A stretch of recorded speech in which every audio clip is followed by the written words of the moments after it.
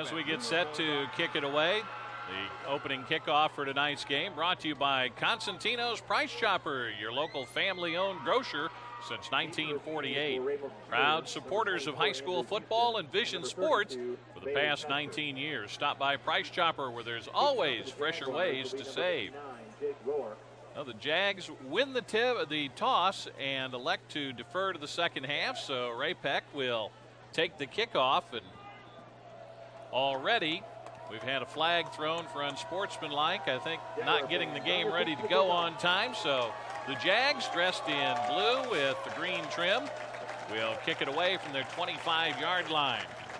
A trio of receivers back deep for the Ray-Pec Panthers, who are dressed in white with the light-colored numbers, and the kickoff is going to be taken and dropped at the 12-yard line, brought straight ahead, and a big hit applied at the 20-yard line. The return, Noah Durham for the Ray-Pec Panthers, and Tom Cruz, who's in his 16th year, coach. And they like to throw the ball. If you look at the numbers, they like to throw the ball around the yard. Yeah, the Jags did a great job of covering the kicking from their 25-yard line to have Ray-Pec start at the 25. Yeah. It was a great job of overcoming that adversity right off the bat. The starting quarterback, Corey Lineweaver, 5'10", 170-pound senior, who's thrown for 610 yards. And they have an empty backfield, and he's going to roll to the near side, throw over the middle, and the pass is caught. It's caught in Jags territory down the near sideline. Making the reception is Bailey Custer, and he's knocked out of bounds as he gets to the 14-yard line. Well, Bailey got behind the cornerback, and usually for Corey Lineweaver to be able to sprint to his left and put the ball on the money that way all the way down the field is a tremendous pass. It was just a go route. There was nothing fancy about the route. Just great job of getting behind the corner and going. His long pass completion of the year so far, 64 yards, and that one was good for 60 yards, and they put him out on the 15-yard line, so it is first down and 10 for the Ray-Pec Panthers, who will send a man in motion and then toss the ball on a sweep. Custer is going to get stacked up as he gets back to the line of scrimmage. He was just trying to get to the corner and couldn't do it. Exactly. You know, the Jags have great pursuit defense, and that time's no different. They had several Jags sprint to the left on the ball and were able to corral him. You know, he wanted to try to out-sprint him in the corner and just couldn't get it done. Simple toss sweep there, and it just the Jags did a great job of defending that. When you look at the Jags, they've got some key two-way players, and Adam Cofield is one of those guys. As a linebacker, he's going to be around the ball quite a bit. Double wing set out of the pistol, and he's going to throw long into the end zone. Up to make the catch out of bounds is James Sappington, who is one of his leading receivers. Sappington has caught 15 passes this year, and he's playing with a cast on his hand and didn't seem to bother him. Absolutely. Jake Lamb did a great job that time of covering. Body position kind of forcing the receiver out of bounds. The receiver went up and got the ball, but Jake was able to force him out of bounds, so the reception was no good. Live to fight another day, huh? Third down and 9 after a gain of a yard on that first play. They've got twins to both sides of the field. And Lineweaver's going to keep it himself. A flag is thrown in the backfield, and he'll get close to first down yardage right up the middle, inside the 5 down to the 4, but let's see what the flag is. Usually a hold back in that position. We'll see what happens, but that's a quarterback draw. Great call. The linebackers cleared back in pass coverage, and Lineweaver was able to make a nice run. That is holding. It'll be a hold. Tonight's kickoff was just after the 7 o'clock hour. And our game time temperature as we get the holding signal given from our official. And our game time temperature. 10-yard penalty. Well, we'll check on the temperature coming up. Technology is a great thing, Coach, until it doesn't work. So anyway, our time and temp brought to you by WeatherTech Roofing. Call 228-2005. WeatherTech Roofing, proud to bring you the Cats and Jags. And we have 68 degrees at game time. I like your temperature better. That means it's fall football weather. I got 71, so we're going to get a timeout taken. Well, you sit a little bit further to the north than I do. So. Well, that's true. And everybody knows it's colder to the north, even if we're talking just a few moments. Our first quarter is brought to you by Rancho Grande Cantina, where every Tuesday is Taco Tuesday. Buy one, get one tacos every Tuesday, and you can enjoy half-price appetizers every Saturday from 11 a.m. to 4 p.m. at Rancho Grande Cantina in Blue Springs. Ray-Pec takes the first called time out of the game. We're scoreless with 10:47 to go in the first quarter, and they need to talk it over and figure out a play that's in the playbook that will get them 24 yards, because they need to get 24 in 2 plays to keep this drive going. And it looks like they're almost too far to try a field goal from that position. That would be about a 48-yard kick. I think the kid has the leg for it, but you don't want to have to try that this soon. So Sappington is their kicker coach, and he's hit from 49 this year, but not against the wind that he'd be facing here. So they'll run the play on third down. Weaver's going to roll to the near side, and down he goes. He gets hit and dropped back at the 35. Same play they ran to get the long pass on the first down. This time we had great pursuit, and it looks like number 13, Cale Brewer, was in there also on the sack. Great job of the Jag defense to rise to the occasion. Now they're going to get fourth down and forever. And Sappington is also their punter. Nick Blair was in on the tackle as well. The linebacker, a junior for the Jags. They're going to send Jerome Hawkins back deep for this punt. Sappington, who averages 40.8 yards per kick, will hit this one and just kind of punch it down there. It'll bounce at the 10 and take at the 10-yard line. It'll take a Jags bounce and bounce back another yard. But the field position not good, but the 11 is better than the 10. Absolutely, and they dodged a big bullet off the start to get Ray-Pec to avoid getting a score there. So 0-0 is what looks good to me. So now if we can get a couple of first downs, punch it out, and maybe have to punt, we're still in good shape.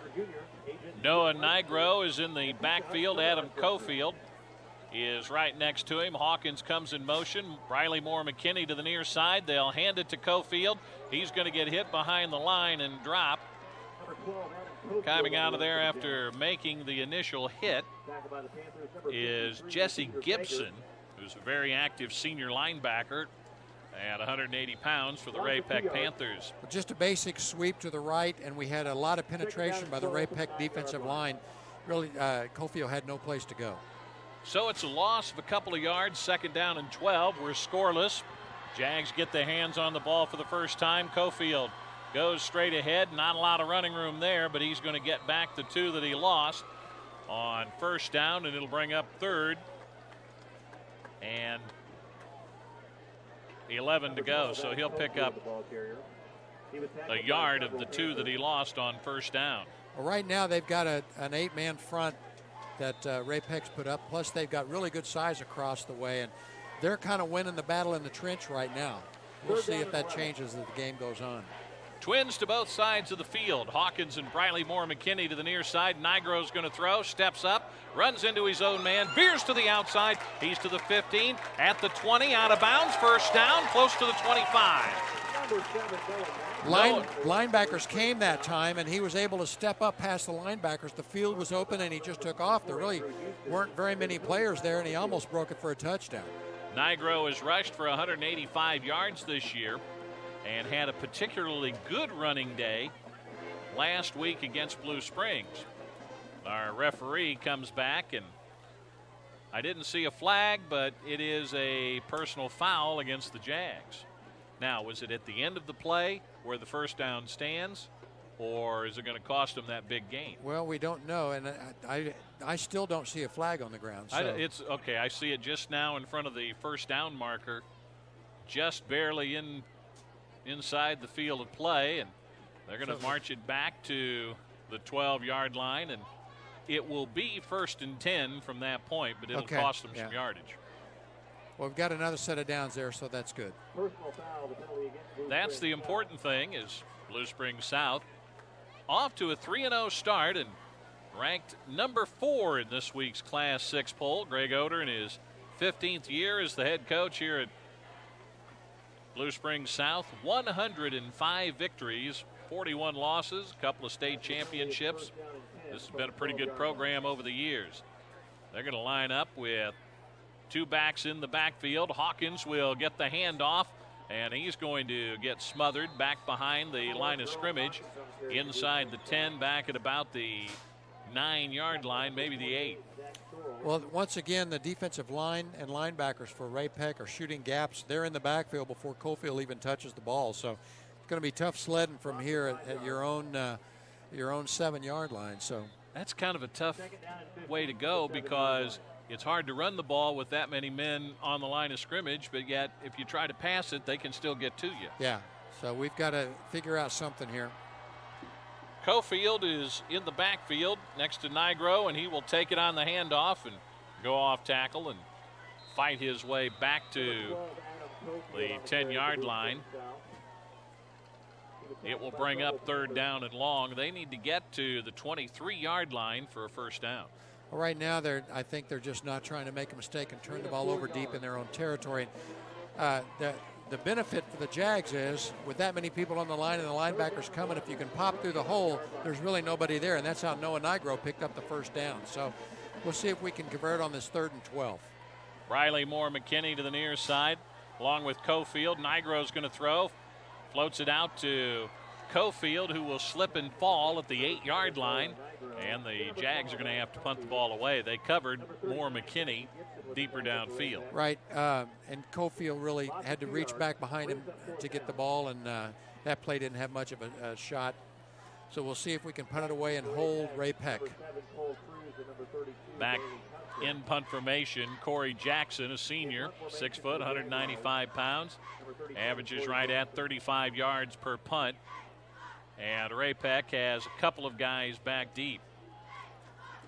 In the end zone, hitting it from the goal line. A high kick comes to the near side. Caught at the 48-yard line. Custer takes it into Jags territory.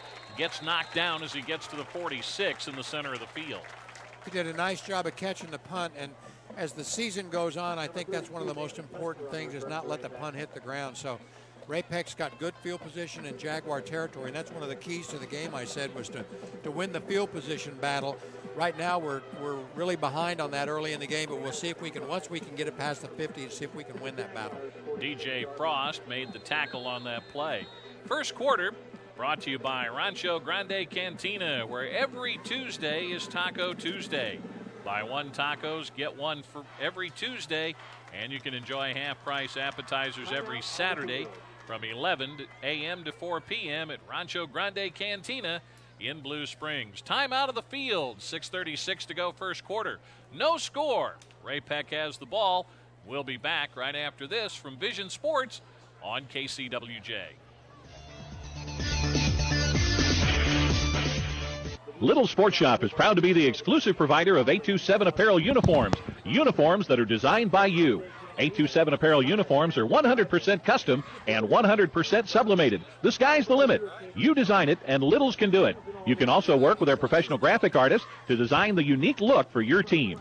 You'll also like the price and turnaround time when you order your team's unique uniforms from Little Sports Shop at 1006 Main Street. Call 229-3606. Look sharp with uniforms from 827 Apparel, only at Little Sports Shop.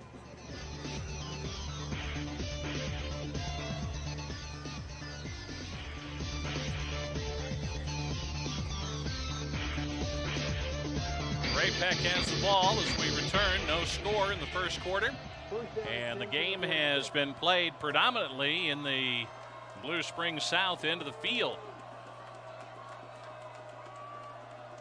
They're going to send a man in motion, and taking the handoff is Carter Lanning, and he'll get back to the line of scrimmage. If he's lucky, they may spot him and give him a yard.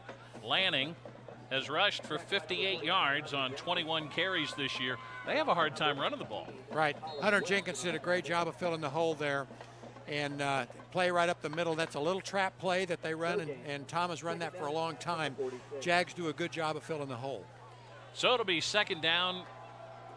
We'll say a short 10, a long 9 for them. They've got a double wing on the right side. Weaver rolls to his right, runs out of room, flings it up for grabs. It's intercepted at the 30-yard line. A flag is down, and back to the 49-yard line where Blue Springs South has the ball. Coming out of there after making the interception for the Jags is Justin Belcher, who is a sophomore defensive back, but hang on, there's a penalty flag.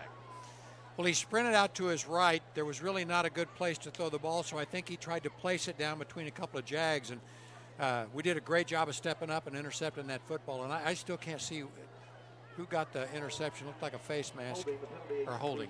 I thought it was Belcher wearing, a double number situation. It's Jake Lamb. Okay, good. Who is the guy who intercepted the pass. But holding, did it come before or after? And it looks like it came before. Came before. So the they're going to have a first down. Yeah. First down, and it's inside the 40 at the 36. Well, you never know. The holding may have resulted in the interception there, too. So. Man in motion is Custer, and Cole Cruz is in at quarterback. They fumble the exchange, and Custer gets smothered back at the 48-yard line, and I think another flag has been thrown in there. I think it was a beanbag because I think there was a fumble, and the Jags came up with it. We'll see whether or not the ground caused the fumble, so it may revert back to Ray-Pec, but there was a turnover. There's a beanbag on the field, and in the center logo on the field, there's a flag that was thrown in by I believe it was the back judge. I thought I saw a clip. Illegal block against the Panthers. Yeah, as soon as their kid picked up the ball, one of their linemen hit a Jag in the back. So while they sort out the penalty, that'll allow us to remind you about the generous offer that Papa John's is making. Division Sports and Papa John's, they can save you money and raise money for the Blue Springs Education Foundation. Now through the end of the school year, you receive 40% off your entire regular menu price online when you enter promo code BSEF40. Go to papajohns.com and enter promo code BSEF40.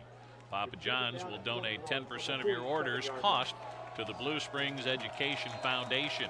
The Jags decline the penalty with 5:39 to go in a scoreless first quarter. And the snap. Weaver's going to air it out for Cruz, and the pass incomplete at the 20-yard line. That last play, Cruz was in the backfield as the quarterback. Weaver, the quarterback, was lined up in the slot to the near side. Makes you think they were going to do some kind of a handoff pass or a double pass situation. But on this last play, Jerome Hawkins was our corner. They throw the fade like they did on the very first play of the game, and much better coverage that time. There was no chance for a completion there. So Jags, once they got caught off guard the first play, they're doing a little bit better on their pass coverage now. That's a good thing. It's third down and a mile. Sappington and Cruz are the wideouts. They'll bring a running back in motion. They'll toss it to Custer coming to the near side. Everybody follows him who's wearing a Jags uniform. He's pushed out of bounds, and a penalty flag is thrown. Late hit out of bounds is what the call's going to be. That's unfortunate because had that defense great. We had two linebackers and a defensive end there that play had no chance of going any place, and I think they just hit him for too late out of bounds. Coach is not happy about that. What, the play by the defenders or the fact that it was ruled the way it was? Coach Hornick tells me that it was a face mask. See what the signal is. It is a face mask. Look at him. Face mask, the penalty against Blue Springs South. Never doubt hang time Hornick. The man knows what he's talking about. So the ball is spotted on the 46. And it's third down and 20. Is it just me, or is this the longest series I've ever seen? They've had third down like 4 times. And considering that they've lost 10 yards. Sappington near side, Cruz far side. It almost looks like they've got a spinner back set in there. It is. It's a reversion of the old single wing. Single wing. Weaver fires it up for grabs, and Sappington was double covered. Hawkins was there along with Cale Connors. Cale Connors, the free safety, drifted over, so great coverage. Looks like the Jags are going to get the ball back. However, deep in their own territory, we need to do something about field position. Right now, we've been kind of battling from our own back door. Well, Sappington's going to be back in his own territory, so he can let this one fly.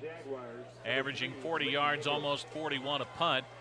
Ricky Nichols standing back at the 10. If it goes over his head, he'll let it go. And the snap is a good one.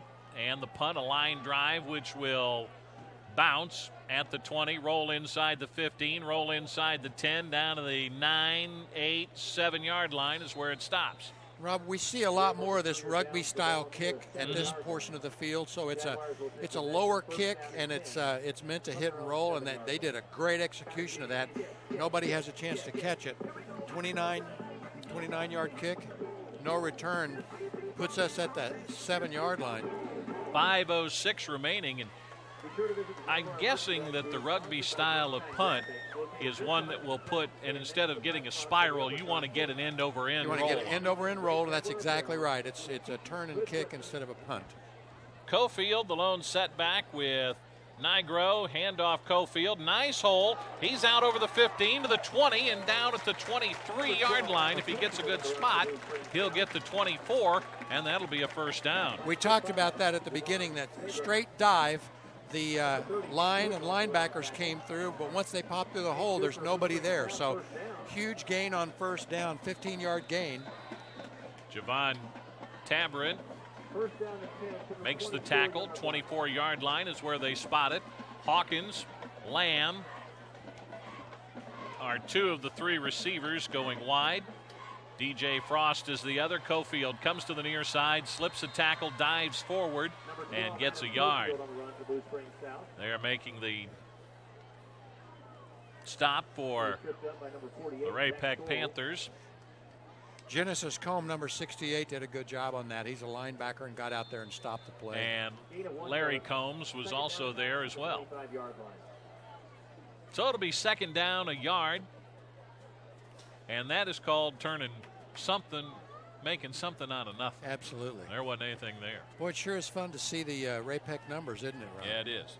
Handoff, Cofield near side, picks up a block, turns the corner, and skips out of bounds outside the 30 at about the 32-yard line, so he's going to pick up. Nice gain. It looks like they're reading that. Quarterback puts the ball into the stomach of the running back and leaves it if the defensive end gets blocked. So nice block on the corner, kind of a sweep-type handoff play, and it's 3rd and a yard. Mike Dean pushes him out of bounds, and he ended up picking up 8 yards on that play. Lamb wide left. Moore McKinney comes to the right. They've got a man on the wing, and actually the old offset eye, and Cofield goes straight ahead and gets knocked back. Great penetration that time by the defensive line for Ray-Pec, and I'm trying to see, is that 90? That's 91, yeah. Yeah, Keith Scott. Keith Scott did a great job of pushing his man back, and that play had no chance. So Jackson's going to punt it away. He'll stand at the 20 or the 18 and punt it deep. Cruz is back along with Custer for Ray-Pec. Field position still a problem for the Jaguars. And nice punt. Nice booming punt. Bounces inside the 20. Still going inside the 10. Inside the 5. Wow. Down at the 3-yard line. Well, the ball went over the head of one of the receivers, and once it hit, he was told to get away from the ball. So we were off to the races. Got great coverage, and look at a turnaround in field position that is. Just taking a look. That is Jackson's long of the year, 66 yards, and his previous long this year was 44. And now that's a combination with the breeze at his back of probably a 40-yard kick in the air and then about a 25 to 30-yard roll. Boy, it comes at a great time, though. It couldn't be a better omen for the Jaguars to let them start back at their end zone now. 3:14 to play, first quarter, no score, and the ball is on the 3. And the spin, the handoff, not a lot of running room there for Ray-Pec. And they will get a yard. That's Custer. Number 32, Bailey Custer on the Robert Thomas finished it up. I couldn't see who made the initial hit. It was maybe 54, Isaiah Miles. But nice job by the Jaguar defensive line and linebackers, and then we finished it off with a safety. So yeah, they're telling me Hunter Jenkins was also in on the tackle. okay. So it's a gain of a yard, second down, and with 2:40 remaining here in a scoreless first period. Lineweaver out of the end zone, floats it up long. It's short, and the pass almost intercepted. They were looking for Cruz, who was a defender on the play, because Micah Mabry, the senior defensive back, was there to knock it away, and he really had the best shot at the ball. Micah put himself in a great position. He had his back to the receiver once the ball was in the air and really had both arms out, so the receiver not only could not get the ball, but it gave him a great shot at the ball. So super coverage. If you want a videotape on how to cover that kind of fade route, that was a great job. Sappington will come to the near side. Cole Cruz will go to the right. And they line up double wing with a man to the left of the quarterback. Lineweaver to throw. Fires it over the middle. The ball is caught by Cruz. He'll have a first down outside the 20 in the center of the field to the 24-yard line. Slant route, and we had outside alignment on the corners. And it doesn't take a genius to figure out when our defensive backs are lined up outside and they run a slant, it makes it really tough to cover. 18-yard gain there. That's unfortunate. We gave them a first down on that. So they're out of the shadow of their goal line with 2:20 to play. You look at the numbers so far through the first quarter, and you're going to think that Ray-Pec has done a great job in moving the ball, but they've had a couple of penalties that shot them in the foot, and then they pick up a big play there. Trips go wide to the right side. They're going to pass the little bubble screen. Cruz with the catch and is hit at the 30 and falls forward to the 31-yard line. They did a nice job of blocking the corner off that play. The inside receivers are their job is to come out and block out on the defensive back, and the receiver runs inside. It was a nice gain. It's going to be second and short. Jake Lamb in on the stop for the Jags. Second down and 3. We're down to 90 seconds to go in the first quarter. It's Blue Springs South nothing, Ray-Pec nothing. A battle of top 10 teams in Class 6. The Jags at number 4. The Panthers check in at number 10. Backfield is empty. Lineweaver to throw. Rolls to the right. He's going to run. First down and more outside the 35 to the 40 and out of bounds at the 45. Lineweaver's really got good speed, and he's got that run-throw option there, so it makes it tough on the secondary. Linebackers got caught inside.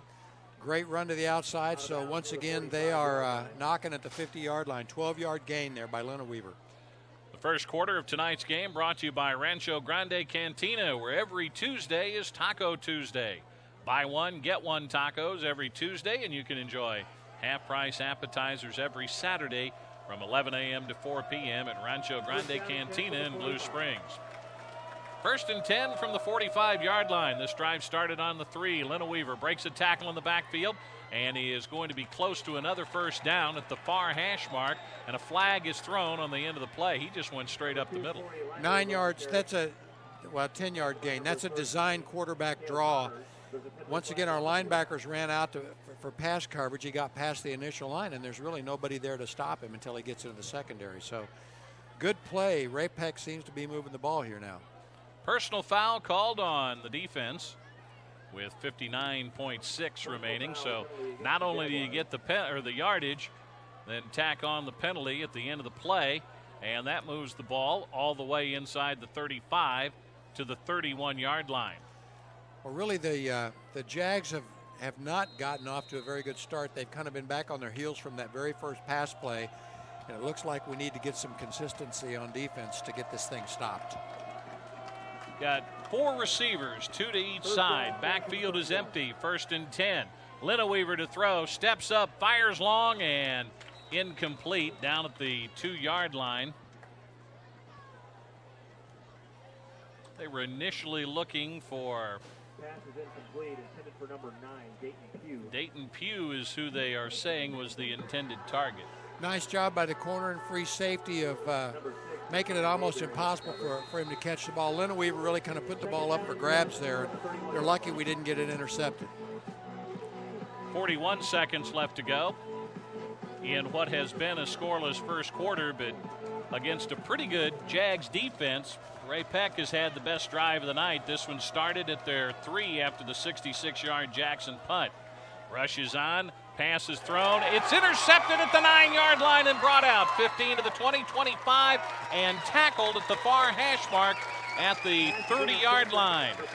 Coming out of there after intercepting the pass is Cale Connors for the Jags. Cale played that as a safety just like you're supposed to. He waited till the ball was in the air, stepped in front of the crossing receiver, and was able to pick that thing off. Great job by Cale. You know, there's an old standard that you don't throw the ball over the middle late. Lionel Weaver looked around and fired the ball what he thought was an open receiver, and Cale did a great job there. Did the Jags make him throw the ball before he wanted to? May have. I thought they did, which meant the line play was good. Yeah. Nigro on and out, completes the pass. Out of bounds, Jake Lamb gets the first down out at the 43-yard line. Just a simple out route, and Nigro put the ball right where he's supposed to. Great execution. I was really proud. The offensive line did a great job of holding out the defense that time. So those quick routes may be the thing to do with the big Ray-Pec line. 12-yard gain there for a first down. And stuff side to side, kind of wear those big guys out. Exactly. Exactly. I just know as a former big guy that I didn't like that. Play action fake. Nigro to throw. Swings it on and out and overthrows Briley Moore McKinney at the 50-yard line. Well, it had a little bit to do with a good pass rush that time. We didn't do as good a job holding out the linebackers. They were able to get in and put some pressure on. Nigro had to get rid of the ball. And McKinney had a step on his man, but the defender was Jesse Gibson, a linebacker, and he made him throw the ball over it and made it tough to complete. Twins to each side. Cofield in the backfield with Nigro. They operate out of the pistol. He'll drop a couple of steps and fire. The catch made by Lamb. He'll get a first down into Ray-Pec territory at the 42-yard line. Comeback route, once again a timing route, 13-yard gain there by Nigro. Put the ball in a great spot there. There were defenders all the way around. They say there's 3 important things about a pass: location, location, and location. And that pass had a great location, so put it right where he was supposed to. Big gain. And that's going to be the last play of the first quarter. Care Spot Urgent Care has 8 locations in the Kansas City area. Open every day from 8 a.m. to 8 p.m. That means you can get care when and where you need it, because life surprises don't always happen during regular business hours. Online at carespot.com. And our first quarter has been brought to you by Rancho Grande Cantina in Blue Springs. At the end of 1, no score. We'll be back right after this from Vision Sports on 10:30 a.m. KCWJ. Hey, Wildcat and Jaguar fans, get your discounts pumped up with a discount double check from the Blue Springs State Farm agents, proud to bring you the Cats and Jags. Call Chad Smith at 229-1037 or Steve Shipman at 228-6696. Like a good neighbor, State Farm is there. This is Myron Thomas with your in-game update presented by Foster Dental Care, providing healthy smiles in Blue Springs for over 30 years. Call 228-6988, online at fosterdentalcare.com. First quarter score: St. Joe Central 14, Blue Springs 3, Lee Summit West 3, Columbia Rockbridge 0, and Lee Summit North 7, Lee Summit 0. Now let's go back to Rob Evans and Buddy Young at Larry Stewart Stadium. Thank you very much, Myron. As we get set to go, Nigro 3 out of 5 for 25 yards, tosses it out to Cofield on the pitch, and he's going to pick up good yardage on first down. Yeah, that's one of my favorite plays. It's speed option. The quarterback just turns and runs right at the defensive end, and as the defense end steps up to get him, he makes a pitch out. Great play. Noah does a great job with that, so the offense feels like it's starting to get some rhythm, doesn't it? Noah Nigro with the pitch, Noah Elliott with the tackle, Cofield with the gain of 5 yards, and you're right, they are looking a little more comfortable now as they've got good field position starting the second quarter. Cofield on the handoff, not a lot of room there, and he may lose a yard at best, and it'll bring up 3rd and 6. Well, you have to keep testing the middle, and I understand what they're doing, but right now Ray-Pec is winning the battle right in the middle of the defensive line against the offensive line. That was number 84, I believe, Spencer Hake, H-A-A-K-E. Is that Hake or Hauk? Hockey, I think. Hockey, okay. That's who he is tonight. Second quarter is brought to you by CarStar Blue Springs at 3210 East 40 Highway in Blue Springs. Is Nigro to throw. Out of the pistol, looks long, Briley Moore McKinney wide open. He makes the catch inside the 15 at the 14 and steps out of bounds for a Jags first down. It was a sideline and go. We've run 2 completions on sideline routes. He runs the sideline and go and did a great job of catching that ball before he got out of bounds for a 31-yard gain. And Noah did a great job of putting the ball where he needed to. Super job. The Jags are now in the red zone, brought to you by U.S. Bank Investments advisor Eric Sporing. Call Eric at 655-3065 to talk your children's education or retirement. The handoff on first down and 10 from the 14. Cofield takes it down to the 11-yard line. He's going to get 4 tough, determined yards, maybe 3 if they spot him back at the 12. But still, that's a nice gain on first down. It's a handoff sweep. We did a little better job on the defensive line that time. So gaining positive yards on first down is always a good thing. So it's second and about 7. Sounds about right. We played 2 minutes here in quarter number 2. Hawkins right. And a trio of receivers to the left of the right, wide side of the field. Low snap. Nigro picks it up on the option pitch. Cofield at the 10. He's hauled down at that point. And there to haul him down from behind. One of the linebackers coming out of there after making the stop is Andrew Houston. Now that's the speed option they ran to the other side, and once again it's called a speed option. When the snap is low on the ground like that, it gets the play off to a slow start, makes it run a little bit slower. We didn't get as many yards on it that time. Fundamentals are so important, Rob, to get the snap up there where the quarterback can move. So we'll see if we can do better on this down. Cofield stands to the right of Nigro out of the pistol with twins to each side. And back to pass. The rush is on. He'll throw it up there for grabs. And the pass was knocked away and almost intercepted by Drew Deere, 5'8" sophomore defensive back for the Panthers. Drew did a great job of getting position on that. I was worried that might be an interception. It'll bring up fourth down. 6 yards to go, and it looks like we're going to get a field goal try. Jake Rourke, who is 3 for 3 from 25 yards out, his long. This will be from the 20 or the 17, a 27-yard kick. Snap back, ball down. The kick is up against the wind, and it's good. And that would have been good from 47 yards. That was a great kick. How in the world, after the game started the way it did, would you figure we go up 3-0 in the second quarter? 9:13 to play in the second quarter. It's the Jags 3, Ray-Pec nothing. You're listening to Jags football from Vision Sports on 10:30 a.m. KCWJ.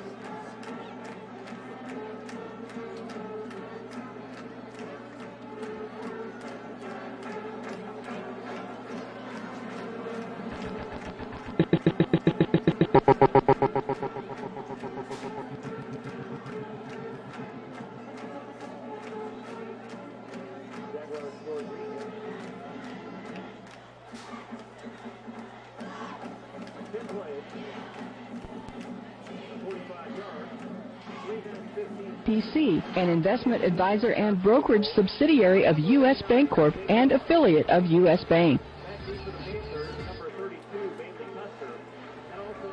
Blue Springs South gets set to kick it away, leading 3-0. And the second quarter brought to you by CarStar Blue Springs at 3210 East 40 Highway in Blue Springs. They're the auto body repair experts. Give them a call at 224-1100. CarStar Blue Springs, relax. We'll take it from here. The kick is going to be a short one, brought out over the 30 to the 33-yard line.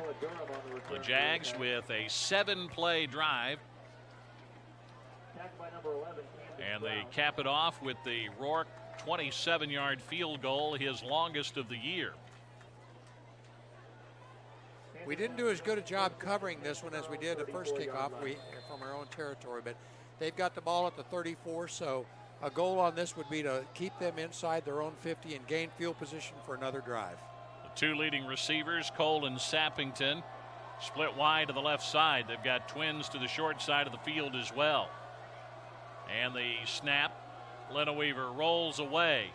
And he's going to keep it and run. He's to the 35 and runs out of bounds as he gets to the 40 and just beyond the 40-yard line, but he'll be short of the first down, but he picks up 7 yards. Pretty good job of the Jaguars not quite containing him. They were just a little bit late, and that gave him the extra couple of yards, but great coverage down the field. He wanted to throw, and there was nobody to throw to, so we just need to do a little bit better job on contain. But overall, I think the defense has kind of got their rhythm after that first series. We can hold them out of the 50-yard line. We can gain yards to get good field position for the next drive. Just under 9 minutes to go in the first half. The Jags up 3-0 with 5 receivers, 3 to the short side, 2 to the wide side of the field. Lenaweaver's chased all the way back to the 25, and he throws it. Look out, Coach. He was trying to hit you with it. That's got to be intentional grounding. Really? The closest receiver was down at the Blue Springs South 35-yard line. He was back at the 25 and just kind of throwing it to us. That was Captain Obvious that made that call. Hey, but sometimes those are the ones that get missed. Yeah, exactly. So the rush was applied by Nick Blair, a linebacker who was chasing him for his life. And yeah, he literally threw the ball out of bounds at his 35.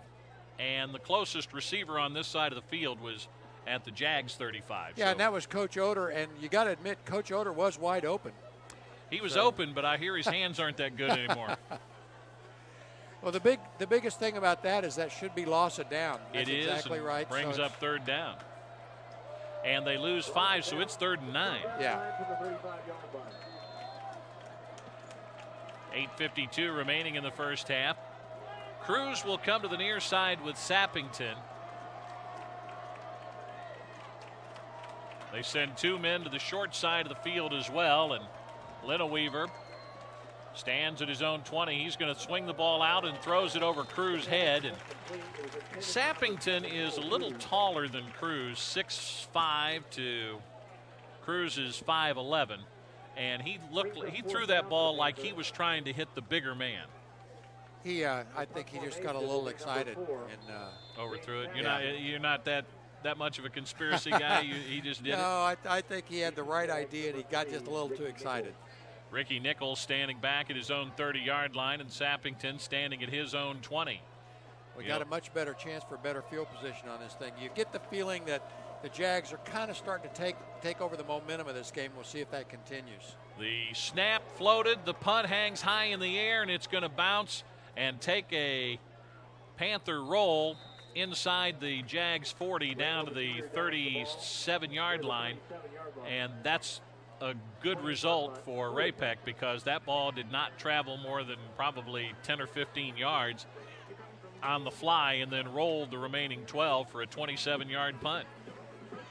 They tried the rugby kick again. I almost got it blocked, and I couldn't see which Jaguar got in there, but good field position. They're starting at their own 38. We'll see if the Jags can put together another scoring drive here in the half. 8:39 left in the first half, 3-0 Jags. Nigro has looked pretty good so far tonight. Back to throw again, rolling to the near side. Flag is down. He finds a receiver at midfield, and falling into Ray-Pec territory after making the catch is DJ Frost. It'll come back. There's holding. Briley Moore McKinney was there, and he went up to get it. DJ Frost was also there. And doesn't matter who caught it because it's coming back. Well, you hate to start off a drive that way.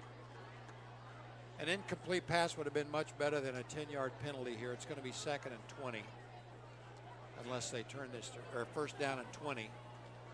Unless they turn this down, I can't imagine they would. No, because they gave up 14-yard pass play, and you'll send it back the other direction 10 yards. Those things happen, don't they, when players have to improvise, and Nigro had to get out of the pocket and roll to the near side, and a lineman trying to make a block. Absolutely, trying to hang on and help his quarterback, especially early in the season. So it'll be a penalty that will take the ball back to the 28-yard line. And it'll be first down and 20. 10-yard penalty. They need to get near midfield, and Nigro's going to throw. They'll put good pressure on, but a screen pass is overthrown. They had blockers, a couple of them out in front of Cofield. But just a little bit low, and Larry Combs was able to get up and get his hand on it, the defensive lineman. So Noah threw it just a hair low and got the play knocked down. Had great potential, had blockers in front of him and a good field to run to. So great call, just not great execution. So it'll bring up second and 20, and the clock stops with 8:28 to go here in the first half. Nichols will come to the near side. He's one of two receivers this way. And they're going to throw the bubble screen. Briley Moore McKinney makes the catch, covers up. He gets away from a tackler at the 40-45 and has the first down. Flag is thrown at the end of the play, and he'll be close to midfield. Certainly has the first down to the 49, and let's see what the penalty is. Do you think it's a face mask penalty when the guy grabs it and yanks his helmet off? I'm going to wait to be sure, Coach. I'm going to wait to be sure. That was as blatant a face mask as I've ever seen. So that'll be 15 yards tacked on. Well, they'll still talk it over, and that'll give us a chance to remind you that Preps KC is the ultimate high school football coverage. Check out the website for live scores and all your high school football information. You can download the free Preps KC app at the Apple Store or Android Market. And face masks on both penalties. sides. Both teams had face masks. I'm not sure. So how that's that a works. win for Ray-Pec in that situation. Oh, absolutely. We'll replay the down. You'll replay the down, but you'll take a 20-yard gain, 21-yard gain off the board. So that never happened, and it's second down and 20.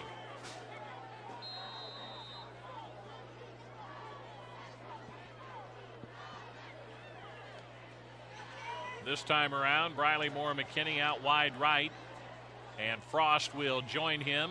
Their movement on the line. Now Hawkins and Nichols go that way, and they've got four guys headed that way, and finally Greg Oder says, wait a minute.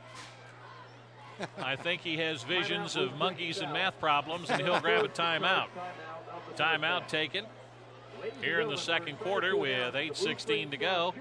It's the Jags 3, Ray-Pec nothing. You're listening to Jags football from Vision Sports on KCWJ.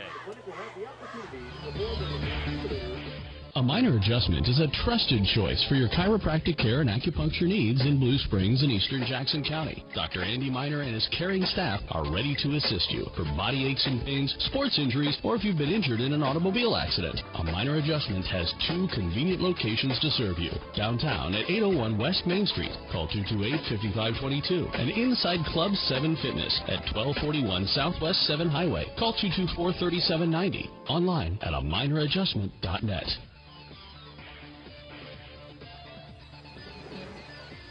The Sonic Locker Room covers the Cats and Jags throughout the school year. Tune in to 10:30 a.m. KCWJ every Monday at 5 p.m. for the Wildcats edition and Tuesday at 5 for the Jags. You can hear the archive broadcast at soniclockerroom.com. 8:16 to go. First half, 3-0 Jags. Second down and 20 after the offsetting penalties negate a 21-yard Jags pass play. And Nigro goes down attempting to pass back at the 15-yard line. The lineman threw what my uncle used to call the lookout block. They'd turn around and say, look out.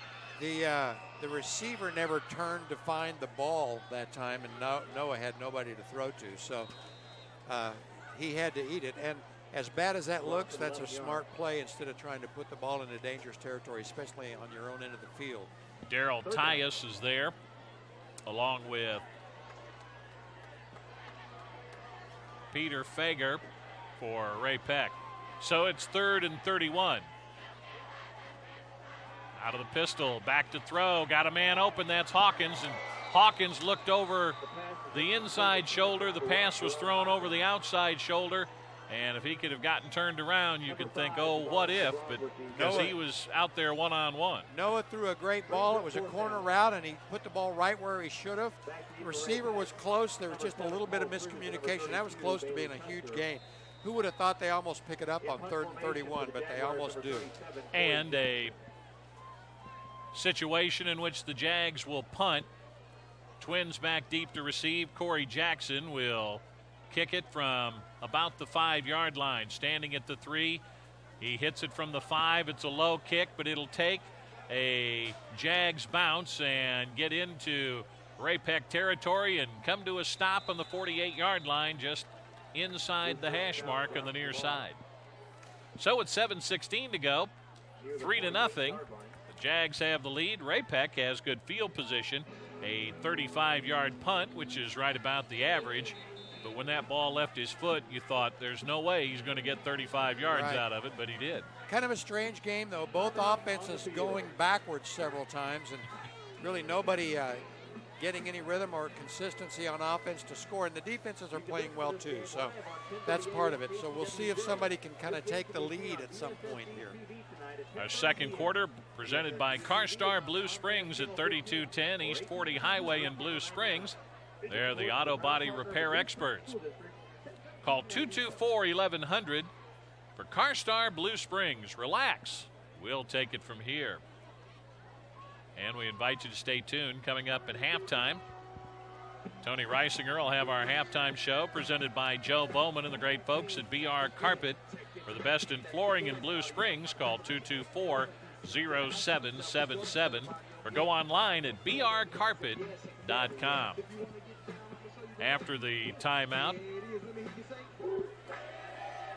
you keep thinking you see some guys who play offense.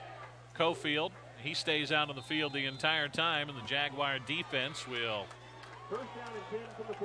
set up 1st and 10 against the Ray-Pec offense. Lineweaver will roll to the far side, looks to throw against his body. Flags are down. Man is open deep.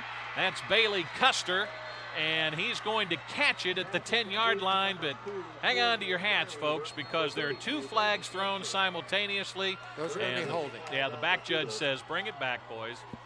Well, that was a good route. We had pretty good coverage. Lineweaver just put the ball in a great spot on a flag route.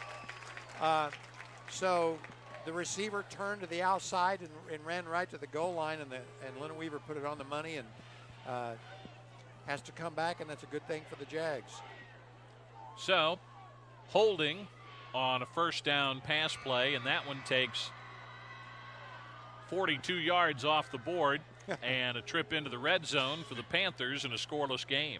Both offenses kind of shooting themselves in the foot tonight, going backwards. You've been there, and I doubt, having walked the sidelines, I doubt if you would be so kind to your offense if that happened. Look at all this gray hair. That'll tell you exactly what happens to you. This series started back in the first 2 years of the program. They played in 92 and 93 when Blue Springs South first opened and split the first 2 games, and then took off until 2004 when Ray-Pec moved up in class, and the Jags with a decided advantage in the series, 9-4, and they won the last 6. They've got a great football tradition, though. They've always had good, strong teams. We're going to get timeout, so after the penalty, they've got to call time, and we'll take a break. 3-0. Blue Springs South with the lead over Ray-Pec. You're listening to Jags football from Vision Sports on 10:30 a.m. KCWJ.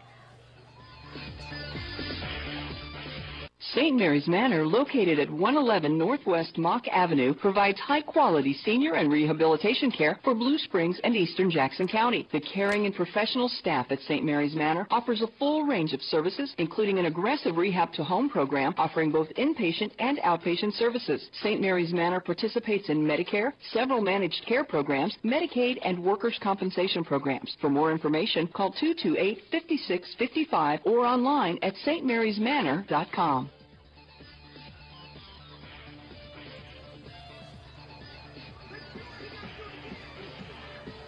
7:06 to go in the first half. 3-0. Blue Springs South leading Raymore Peculiar. Rob Evans, along with Coach Buddy Young at Larry Stewart Memorial Stadium at Blue Springs South High School. It is first down and 1.5 miles for Ray-Pec. Weaver, the backfield empty, rolling to the near side. He sets up. The ball is tipped and is way short of our intended receiver. Much better job that time, number 52. That is Terry Jordan did a great job of keeping contained on the outside, and he reached up and got a hand on the ball, so it had no chance. So better job of keeping Weaver contained. Weaver can run. He really does a good job of getting outside, doesn't he? He does, and I've never seen a right-handed quarterback like to roll and throw across his body like this kid does. And you know, it does it very, very well. That's a very difficult skill. So, yeah, he's tough to cover. Did a much better job of keeping him contained on that play, though. Second down and 28. They've got to get all the way to the 43-yard line in Blue Springs South territory. He'll roll the other way, load it up, go deep, looking for Sappington. He can't make the catch. They're wanting a flag to be thrown. Incidental contact, good coverage. The receiver had a step on the corner, but we did a good job of closing that gap and getting in his way enough that they couldn't catch the ball. So great coverage on that play. I agree. No pass interference there. And I'm not biased at all, Rob. Not a bit. Cale Connors was the guy who was there defending on the play. And I said that before I really took a look over at the coaching staff. And fans might have been saying something, players might have been saying something, but they look at that with their hearts, and coaching staff has to look at it a little more with their eyes, and they didn't say a word. Yeah, they weren't complaining. That was nice coverage. Sappington comes to the near side. Custer in motion, and as they spin to hand it off, there's a collision in the backfield that threw Weaver off balance, but the play was blown dead before it got started because of illegal procedure, and they'll move it back 5 yards, and so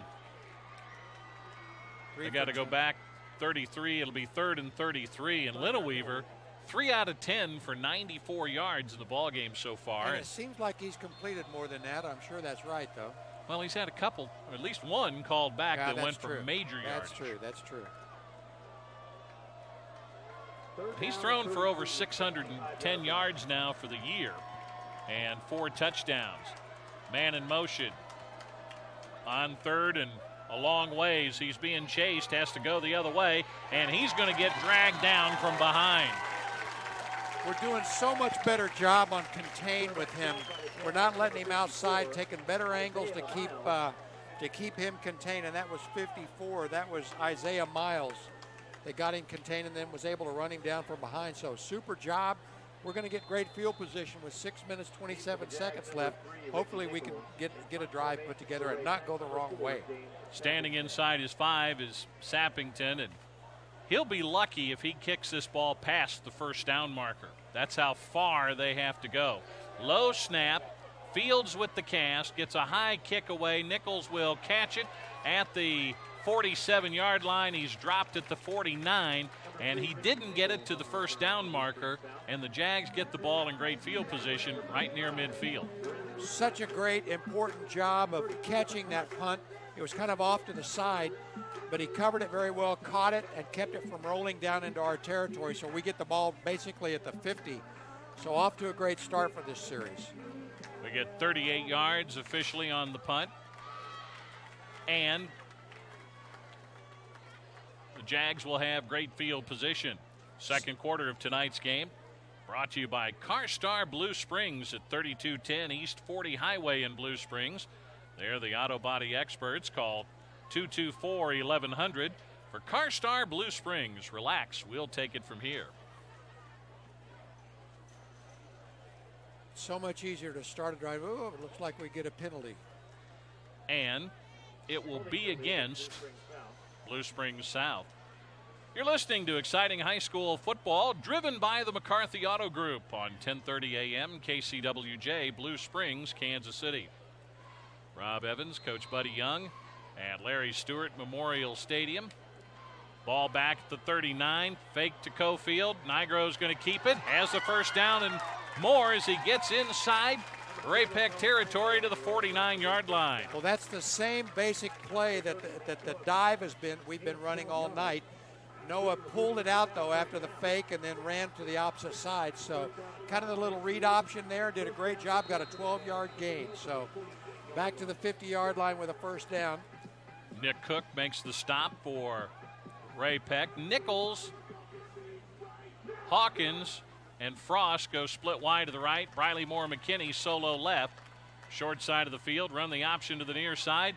Nigro's going to keep it. They grab him by the jersey from behind. Grabbing a hold of his shirt was Keith Scott, who flung him back, and then the rest of the defense finishes him off. There to finish off the tackle, Peter Fager, a linebacker, and basically no gain, and it looked like he was going to get a couple of yards out of that deal. You know, he's showed tremendous senior leadership. He's stayed poised. Not everything's gone well for the Jags tonight, but he stayed poised and not put up a play that's really hurt us. So nice job by Noah Nigro here. Out of the pistol with a play action fake. He's going to throw long down the middle. Hawkins is out there, and the pass incomplete. We're looking defensively there as Hawkins is slow getting up. Now being, well, as I say, he was going to be helped up by one of the Panthers. He ends up laying down on his back now at the 9-yard line. The ball was tipped, and it went back and forth from the Ray-Pec defenders to Jerome, and almost got a completion there, and I think maybe just twisted his ankle going down. So we get an injury timeout with 5:24 remaining in the first half. Jags lead it 3-0. You're listening to Jags football from Vision Sports on 1030 AM KCWJ. Have you tried to look 10 or 20 years into your future? Jobs, families, and goals change. You need to create a plan for your retirement, thoughtfully, professionally, and personally. Waddell & Reed can help. For 7 decades, we have helped investors work toward a secure retirement. You can count on your Waddell & Reed financial advisor to craft a plan that is right for you. Waddell & Reed, investing with a plan. Waddell & Reed Incorporated, member SIPC. Call Christopher Wade at 816-358-2463.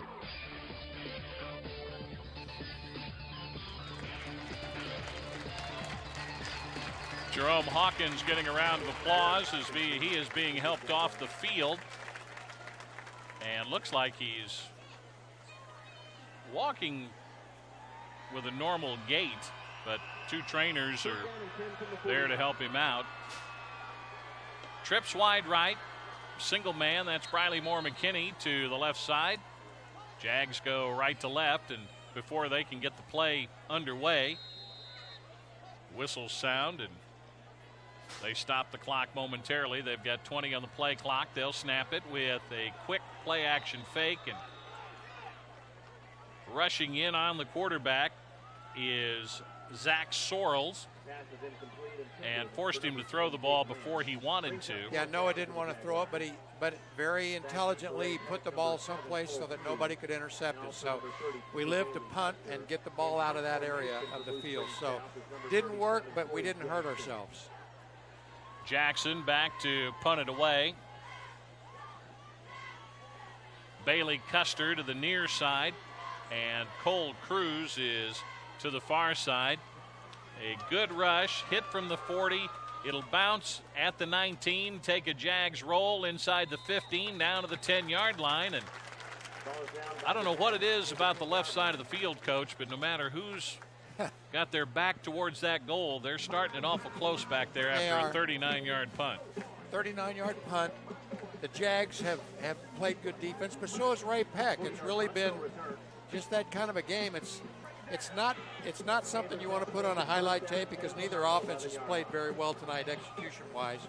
We'll see if that can improve late here in the second quarter and in the second half. But you get the feeling that whoever can put something together offensively is going to be able to take this game into control.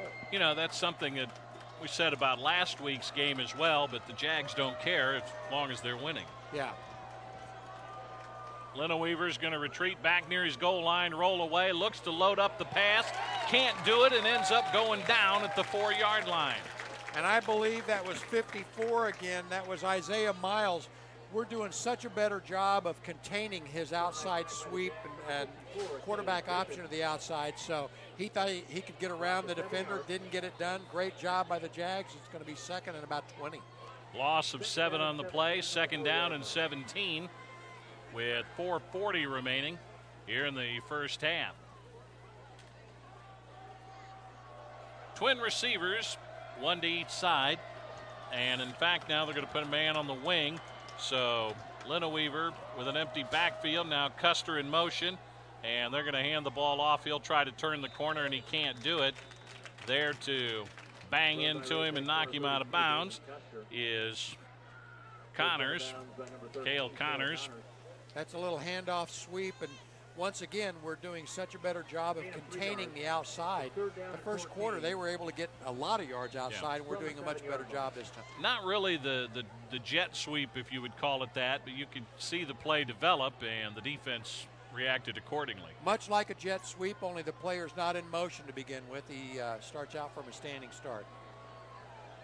They're going to send single receivers, one to each side. Cruz left, Sappington right. Double wing set on the near side. Lineweaver's going to roll to throw. Being chased, unloads the pass, and again, nobody in the neighborhood. That's got to be a safety. And a flag is down in the end zone. That was intentional grounding from the end zone, so that's an automatic safety, I believe. Intentional grounding in the end zone, and why is that not a safety? Intentional grounding. They haven't said yet. Ray-Pec.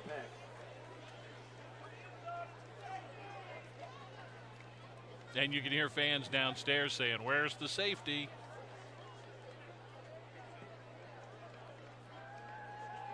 There it is.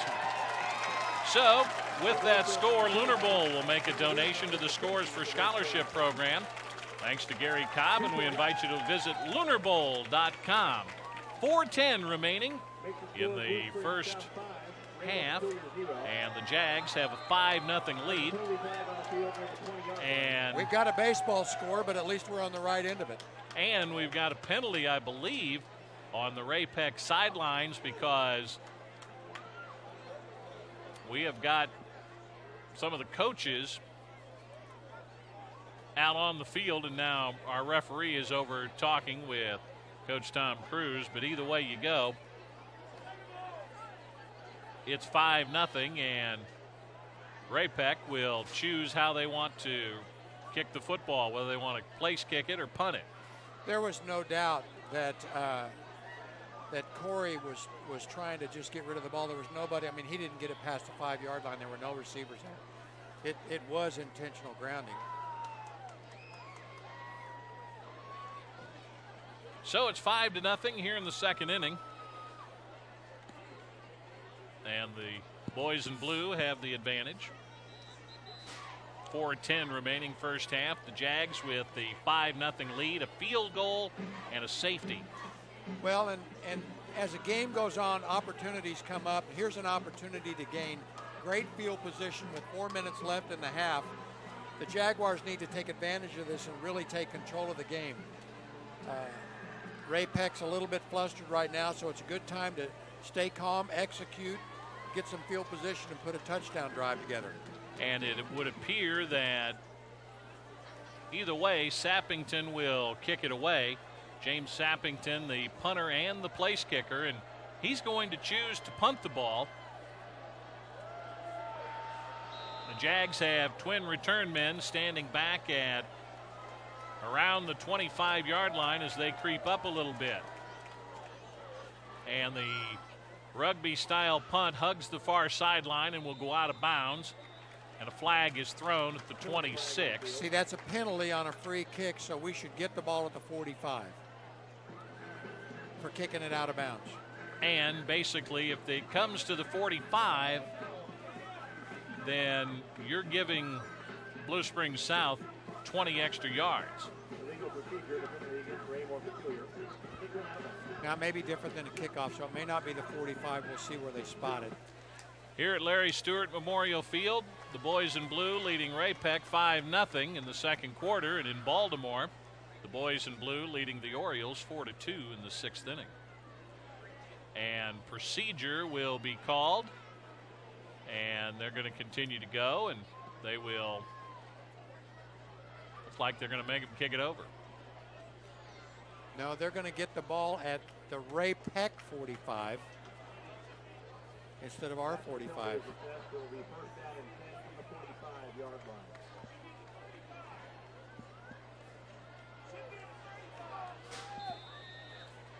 So I thought that would be our 45, but we'll take that.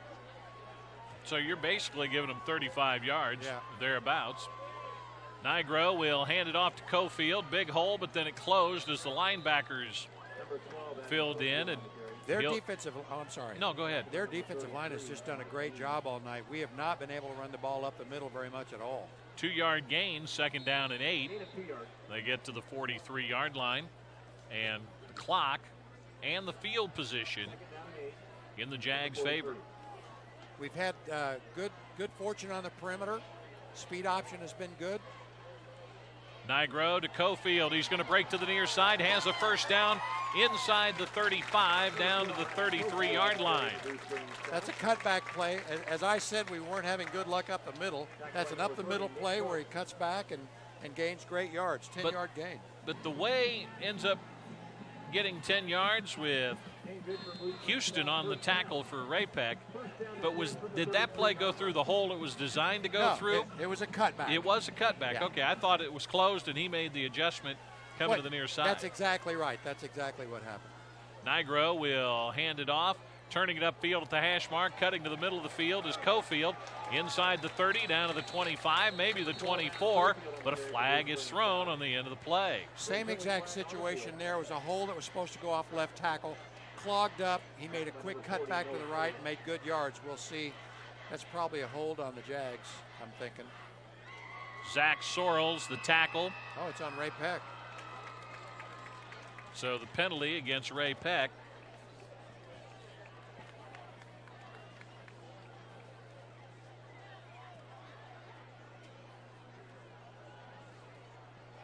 We await the signal by our referee.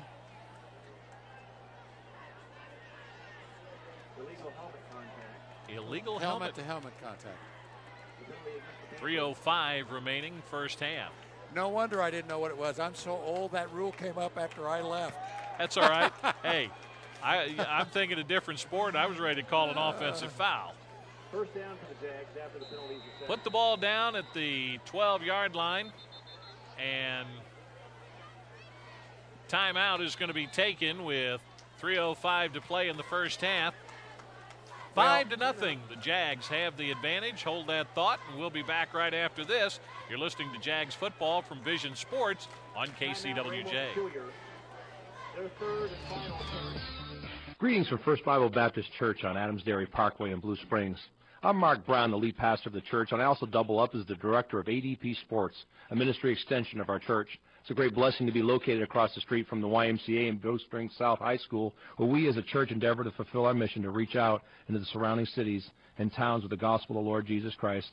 We invite you to come out and get involved in one of the programs of ADP Sports, or join us on one of our Sunday morning worship services at 8:30 and 10 o'clock. Please visit our website at firstbibleadp.com for more information. God bless.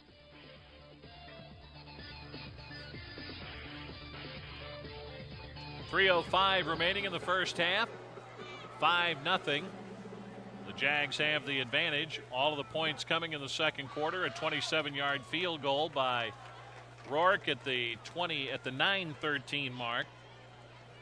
And then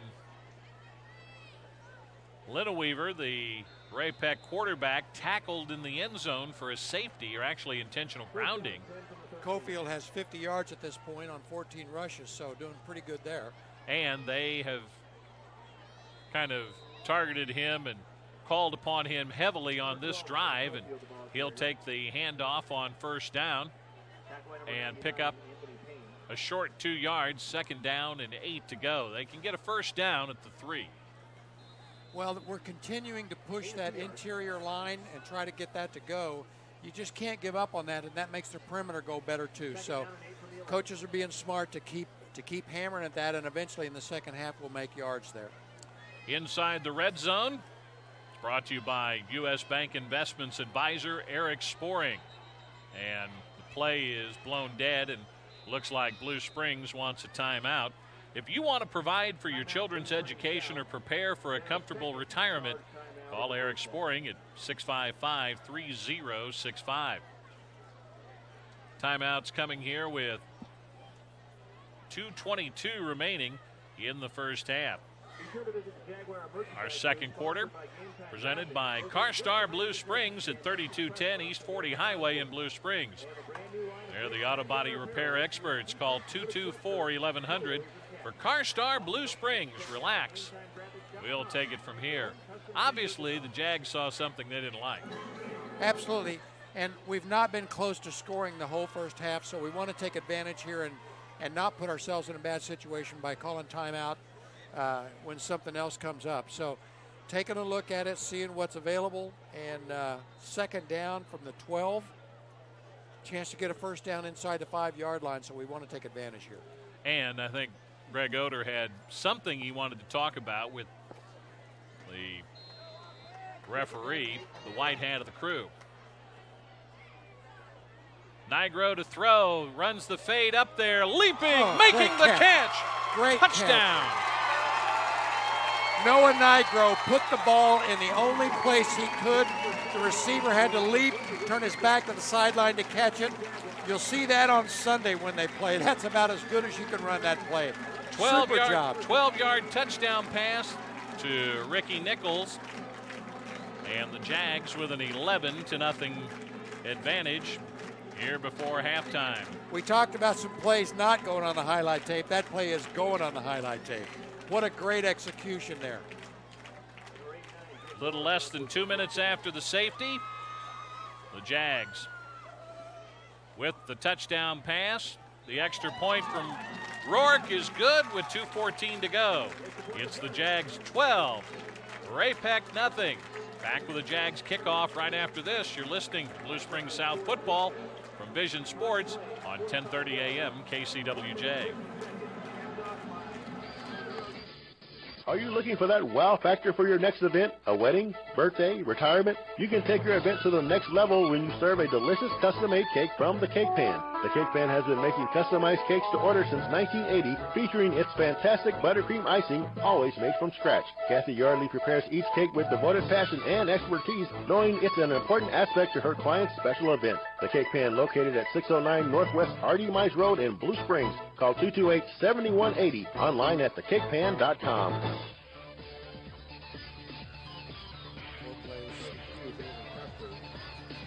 A 4-play, 45-yard drive that results in a 12-yard touchdown pass, the 5th of the year from Noah Nigro to Ricky Nichols. Took 2 minutes and 14 seconds.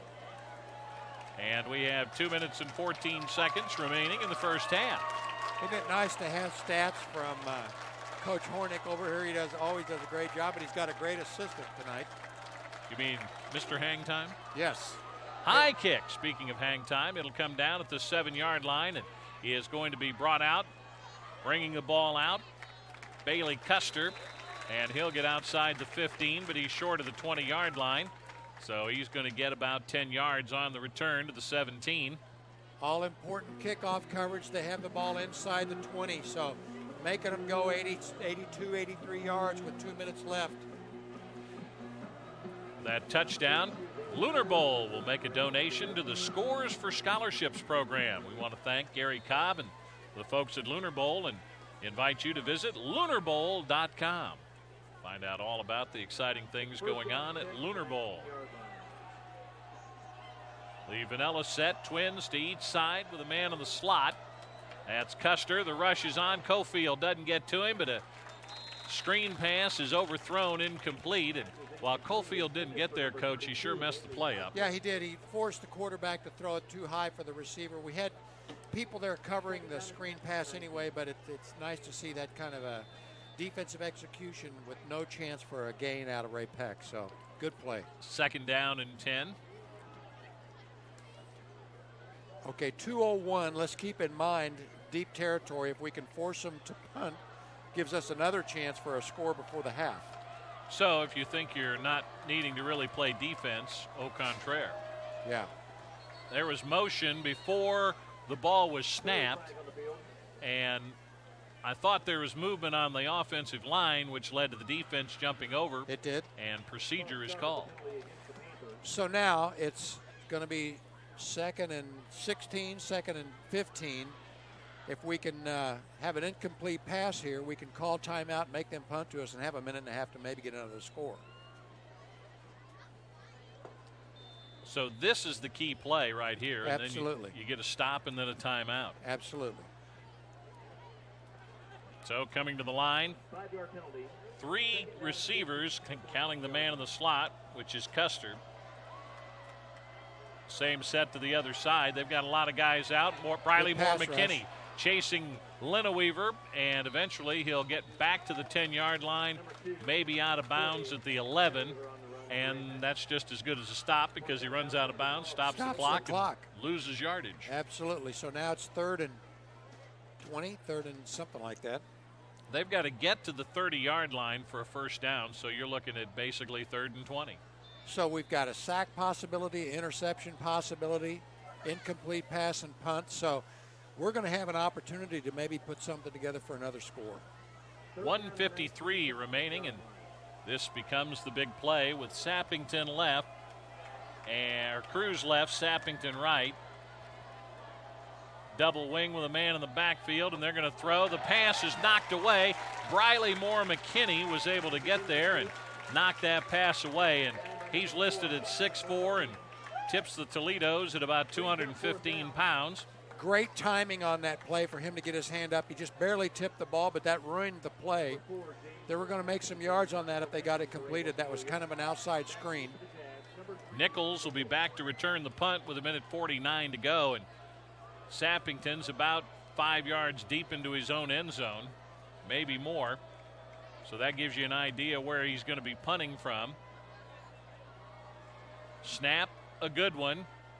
They put a little pressure on, but don't make contact with the punter, and Nichols fair catches at the 45-yard line, so the Jags get great field position out of it. Another good execution there. Boy, coaching is so important. The kid knew what to do. Fair catches the 35-yard punt, so that stops the clock, gives our offense a chance to set up. So great opportunity here. We'll see how the execution goes, but it's nice to see those kind of fundamentals. We weren't playing that smart in the first quarter. We've kind of settled down and are playing more intelligent football here, so great job. And an opportunity to blow a hole in this one. Absolutely. Leading 12-0 already. A safety, a field goal, and a touchdown, and Nigro to pass. They put good rush on. A screen is caught. A convoy of blockers out in front. Cofield at the 40. He's at the 30. Cuts back at the 25 and is upended at the 22-yard line. That's the same screen pass they had set up at the other end of the field when they got a hand on the ball. Executed it better that time. Noah put it over the defensive lineman. Great execution, and then they were off to the races. 30 yards on the completion. Javon Tabron makes the tackle, and they'll start the play clock with 1:29 left to go in the half. The game clock is running as well. From the 21-yard line, back to throw. Guns it over the middle. It's caught at the 11-yard line. Making the grab there is Jake Lamb. And that's the slant route, so tough to cover by the defense. They're playing back a little bit, so we run the short slant. Noah puts the ball right on the money. This is a whole different offensive team than we saw the first quarter. This is exciting. Nick Cook with the tackle, and we're going to get an official's timeout. I think they're old and out of breath, and they need to catch up here. I can resemble that remark. 1:13 remaining here in the first half. The second quarter brought to you by CarStar Blue Springs at 3210 East 40 Highway in Blue Springs. And we invite you to stay tuned for the halftime show presented by Joe Bowman and the great folks at BR Carpet. For the best in flooring in Blue Springs, call 224-0777 or go online at brcarpet.com. You got plenty of time here, Coach, with 1:13 to go, and you've got the ball 1st and 10. How important was it on that defensive series for the kids to play well and get the clock stopped, though? They set themselves up for success here in this second quarter. So the team's starting to play better as a team and doing the important fundamental things. That's what's good to see. 1st and 10 from the 11-yard line in the red zone.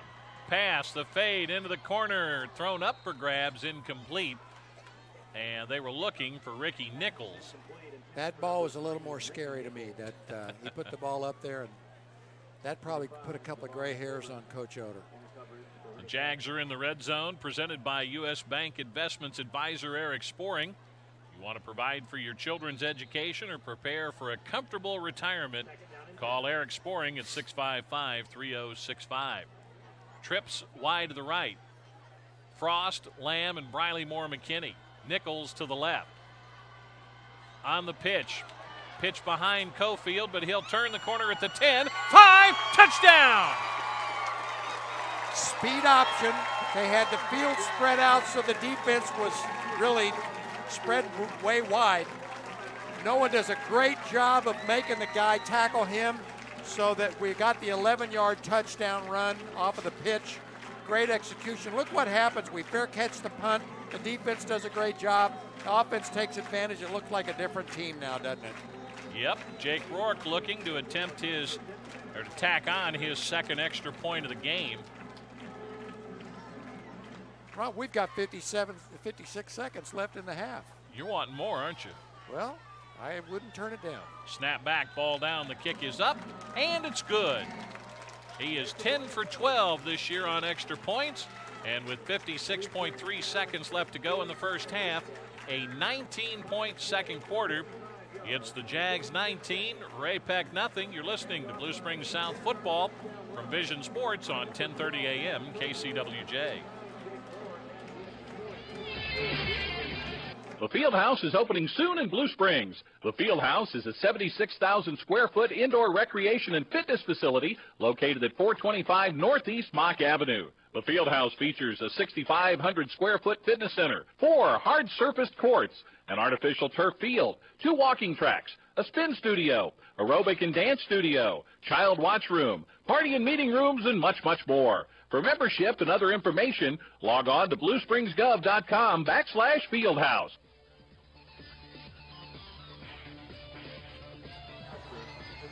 Four-play drive that goes 45 yards and capped off by Adam Cofield's 11-yard run. Cofield with his third rushing touchdown of the year.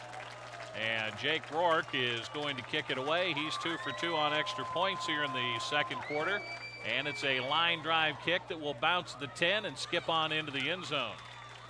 It's so important, the amount of poise that the Jaguars have shown. Noah Nigro doesn't put the ball in danger. The team hangs in there and eventually starts executing well. Had they fallen apart and got all upset in the first quarter, we might be behind now. But good poise, the guys hang in there, and all of a sudden the game's kind of turned into our favor. So the ball comes out to the 20, and they need to play 56 seconds more of good football, 56.3. Play that defensively here in the first half, and it will be a very, very good second quarter of football. Flags fly everywhere. The defense is clapping, and the officials are already marking off 5 yards for illegal procedure. And Ray-Pec looking at 1st and 15. Well, part of it also stems when our defense started doing a better job containing Lineweaver on his quarterback sweeps. It's really cut back on their offense. He was really hurting us getting outside and having that run-pass option. And I thought the coaching staff has done a very good job of making in-game adjustments here in the second quarter. Absolutely. Without benefit of being able to get into the locker room and talk it over. 1st and 15, man in motion. Lineweaver bobbles the snap, loose on the ground near the 10-yard line. And it looks like the Panthers are going to keep the ball. It'll bring up 2nd down. And you're going to lose a few more yards. Go back to the 11. The snap was a little bit to his right, and he was trying to run to his left as the ball was snapped. So it put it behind him, and he had to make a spin and turn around. He almost dropped the ball. So, well, they're going to have to snap it one more time, Coach. They started the play clock with about 5 seconds to go on the game clock. So he'll have one more trip to the amusement park here and try to get away with getting out of here without dropping another one, and he hands it off. Big hole nice gain, but still going to be way short, and that'll be the end of the first half. Custer with the run. And Will Hughes is in on the stop, and we have reached halftime, and what a second quarter for the Jags. They score 19 unanswered points after a scoreless first quarter, and we've reached halftime.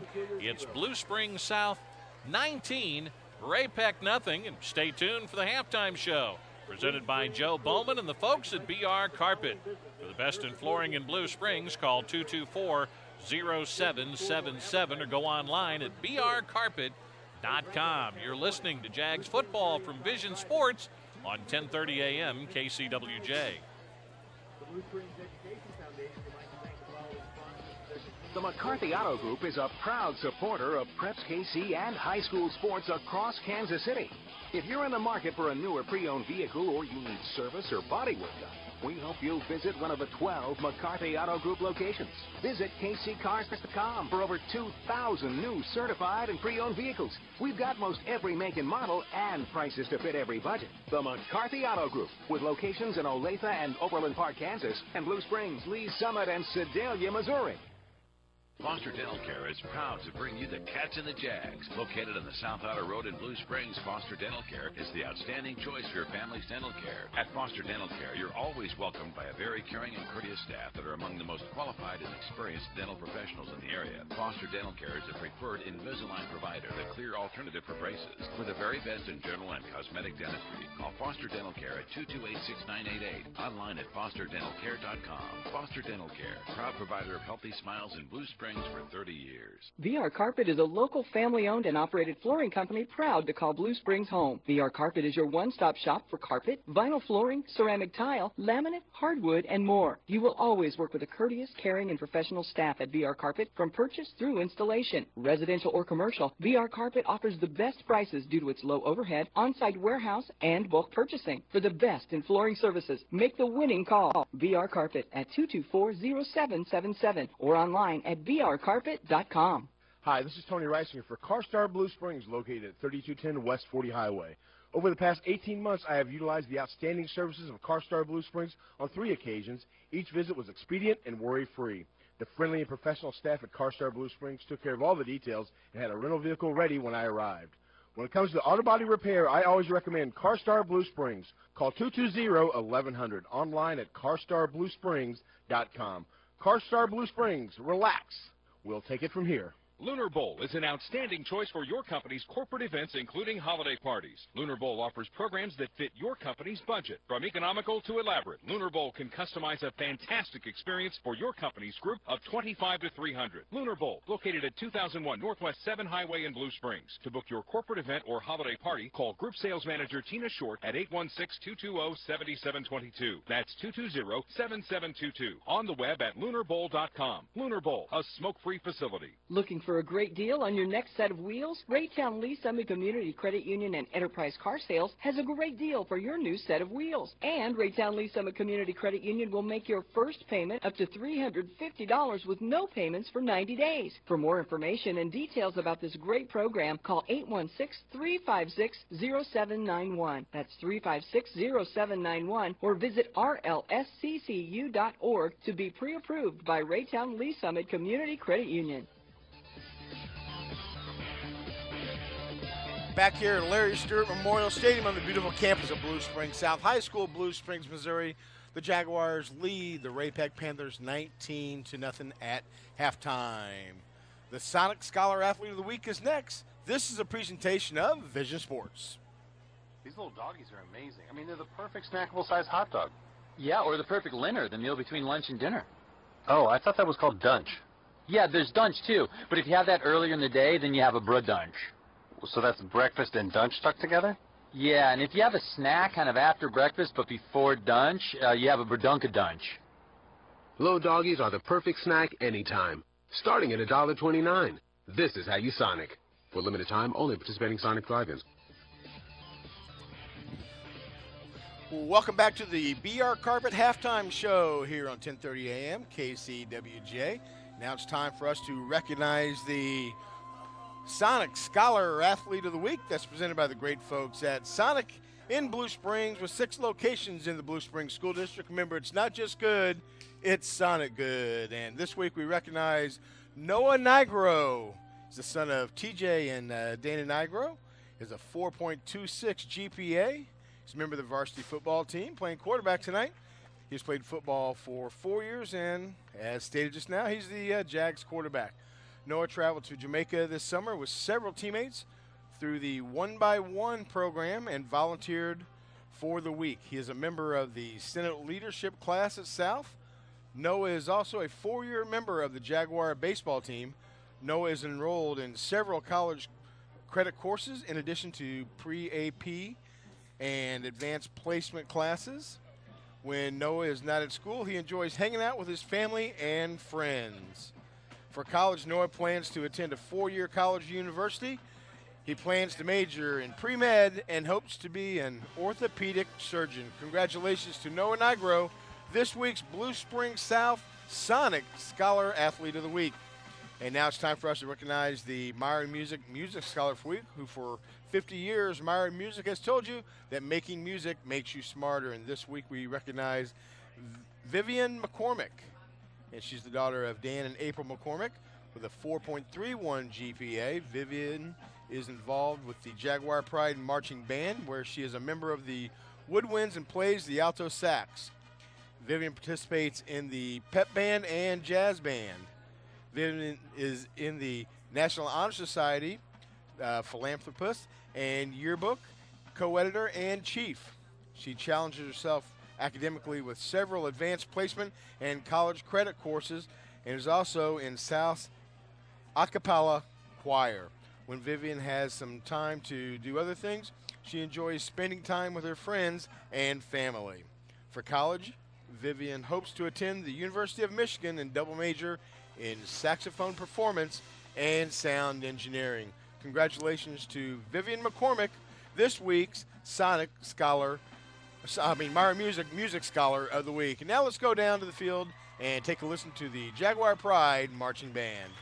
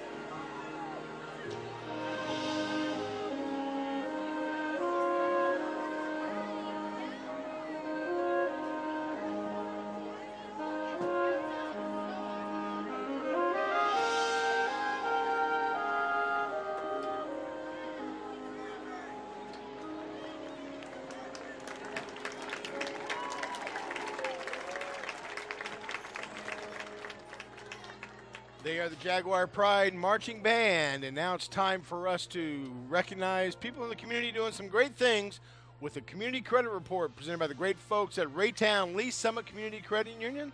Donna Bunton and Julia Bunton, they do such a great job down there on 7 Highway just south of 740.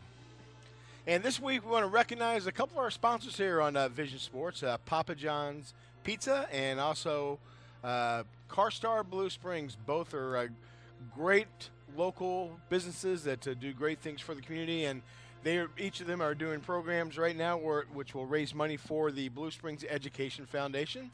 With Papa John's, don't forget to log on to papajohns.com, and in the promo code throughout the whole school year, it doesn't have to be after a win or anything, throughout the school year, enter BSEF40, BSEF40. You will receive 40% off the regular price at papajohns.com, and then 10% of your final ticket cost will be donated to the Blue Springs Education Foundation. So remember, throughout the year, to order your pizza on papajohns.com, put in BSEF40. And also CarStar Blue Springs. When you're in the need of auto body repair, when you go to CarStar Blue Springs, tell Jennifer or Mike or the great folks there at CarStar Blue Springs that you love Blue Springs, and they will make a donation to the Blue Springs Education Foundations. Thank you to CarStar Blue Springs and Papa John's for your commitment to the Blue Springs Education Foundation. 19-0 is the score here at halftime. This is the presentation of Vision Sports. It's time to start school band and orchestra. Give your child the tools for success by renting your quality instrument from Meyer Music. Meyer Music carries all the top brands of school-approved band and orchestra instruments, as well as the books and accessories you need to start the school year. Meyer Music celebrating its 50th year of renting and selling instruments in the Kansas City area. Come in and check out their affordable rent-to-learn and purchase programs. Make Meyer Music your choice for all your musical needs. And remember, at Meyer Music, making music makes you smarter. Hi, this is Blue Springs attorney David Zeiler of the Zeiler Law Firm, reminding you that this broadcast is a presentation of Vision Sports and the Blue Springs School District, who thank you for tuning in. This broadcast is made possible by sponsorship of over 30 local businesses and organizations proud to support our schools and community. Please note who these sponsors are and consider them in your local purchases. The Zeiler Law Firm is located at 2008 Northwest South Outer Road in Blue Springs, Missouri. Call us at 988-7215 or visit us online at zeilerlawfirm.net. Preparation before the game is crucial. You need a good game plan. You have to be physically and mentally ready. Even your equipment must be in top shape. Tailgating is serious business. That's why I buy only KC Pride beef from Price Chopper. Every cut is lean, 1/8 inch trimmed for value, and the quality is 200% guaranteed. You'll love KC Pride beef, available only at Price Chopper. Price Chopper, fresher ways to save. CareSpot Urgent Care is open every day from 8 a.m. to 8 p.m. CareSpot provides care for many common illnesses and minor injuries, and also provides wellness care services like physicals, immunizations, and health screenings. At CareSpot, you will experience same-day service without the expense of an ER visit for non-life-threatening issues. CareSpot offers online and mobile options to schedule your appointment. You can also call ahead, which means less time in the lobby. CareSpot has 8 convenient locations, including Blue Springs, Lee Summit, Raytown, and Leewood. Visit them online at carespot.com. Welcome back to Larry Stewart Memorial Stadium.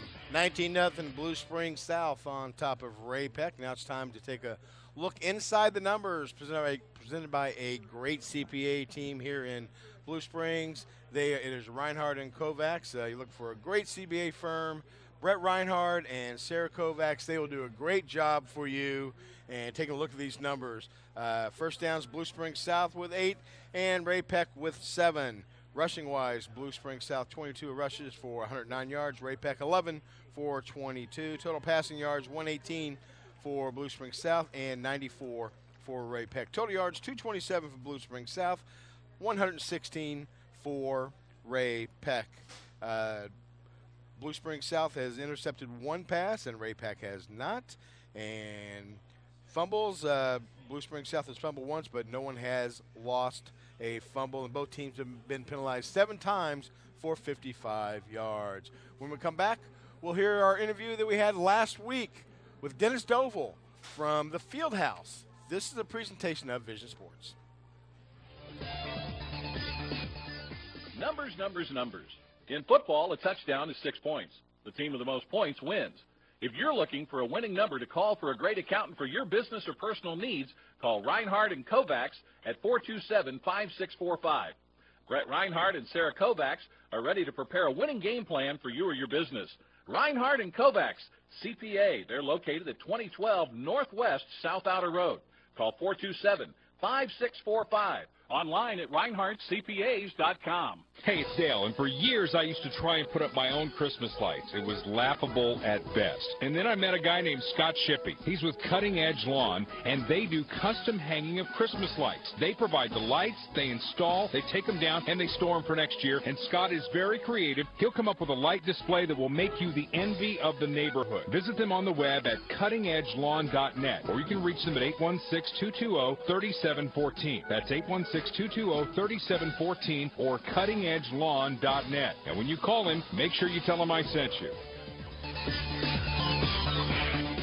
Welcome back to the BR Carpet Halftime Show here on 10:30 a.m. KCWJ. I'm Tony Reisinger of Vision Sports. Glad to be joined by Dennis Doval. He is the director of the Blue Springs Parks and Recreation, and the field house will be opening here in the next few weeks, and want to have Dennis in. They're a great sponsor, and want to let him tell everybody about the field house. So, Dennis, tell us about the new Blue Springs field house. We've had a great opportunity with a donation from Linda Edison, a resident here, to be able to purchase the old Sports City facility. As you mentioned, we've renamed it to the Blue Springs Field House. It's a 76,000 square foot facility. We've made significant changes to the building. Some of those changes include we've added a new turf field, so we removed one of the old turf fields and installed new turf, field turf over the top of that. So we still have soccer as part of our operation, but along that our artificial field, we have a walking track that's around there. That's 10 laps to a mile, so our members and guests can use that to do walking on a daily basis or running or whatever they'd like to do there. We've also taken one of the soccer fields and changed it into 4 basketball, volleyball courts. Also on those 4 basketball, volleyball courts, on 2 of the courts, we'll install 4 pickleball courts, which is an activity for our senior population that really likes that. But it's also starting to become a little bit more mainstream with our younger crowds as well. So we have that opportunity for the residents along the basketball courts and volleyball courts, as well as a walking track there. So on both sides of the facility, we'll have walking track facilities. That walking track allows residents to get a mile in at about 8.5 laps. And so also downstairs, we've taken, if those who are familiar with the old Sports City facility, there's a physical therapy and a galactic golf area within that building. We've removed those 2 facilities and done extensive work in that area. We've included a child watch area we call our Kids Corner. Allows parents who have younger kids to be able to leave those in there and have an opportunity for them to be watched for $1.50 additional for the 2-hour time period.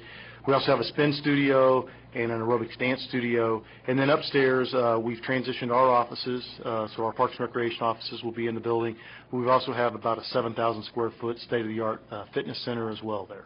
What a great addition to Blue Springs, and a fit city is a happier city, and congratulations to the city of Blue Springs and everyone that made this possible, because it truly will be a gem of the Blue Springs community. And memberships are available. Dennis, if someone wants to find out more about how to become a member or for any information about the Blue Springs Fieldhouse, how do they get that? They can get all the information about the Fieldhouse at bluespringsgov.com/fieldhouse. Also, our membership rates are available. We just ended our charter membership drive, but we still have our regular membership. And currently, right now, for the next month or so, we're waiving any setup fee on a monthly fee. So that's a savings of $25. Our membership rates for a household is $55 a month. For an individual adult, it's $25 a month. For a senior, it's $20 a month. And we also offer couple rates as well for seniors and adults. All right, so win-win for Blue Springs. Dennis Doval, thank you very much for joining us today. And don't forget about the Fieldhouse. Go to bluespringsgov.com/fieldhouse and get all the information. This is a presentation of Vision Sport. Hi, this is Tony Reisinger for CarStar Blue Springs, located at 3210 West 40 Highway. Over the past 18 months, I have utilized the outstanding services of CarStar Blue Springs on 3 occasions. Each visit was expedient and worry-free. The friendly and professional staff at CarStar Blue Springs took care of all the details and had a rental vehicle ready when I arrived. When it comes to auto body repair, I always recommend CarStar Blue Springs. Call 220-1100. Online at carstarbluesprings.com. CarStar Blue Springs. Relax. We'll take it from here. Sinclair's Restaurant would like to say thank you, Blue Springs, for making our first year outstanding. Sinclair's proudly offers a fantastic menu featuring unique entrees, appetizers, and desserts, a chef special, as well as an amazing Sunday brunch and a lunch menu with a 15-minute guarantee, or your next lunch is free. Sinclair's Restaurant at 1402 Northwest 7 Highway in Blue Springs. Call 224-3811. Proud to be in Blue Springs, and like you, cheers for the Cats and Jags. Texting and driving is dangerous for everyone. Doesn't matter if you're young or old. If you text while driving, you're putting your passengers and all others around you at risk. Please don't text and drive. A message brought to you by your friends and neighbors at Myers Funeral Chapel, 1600 Main Street in Blue Springs. Proud to call Blue Springs home. Proud to support the Blue Springs School District and the Blue Springs community. Myers Funeral Chapel, family owned and operated. 229-3276.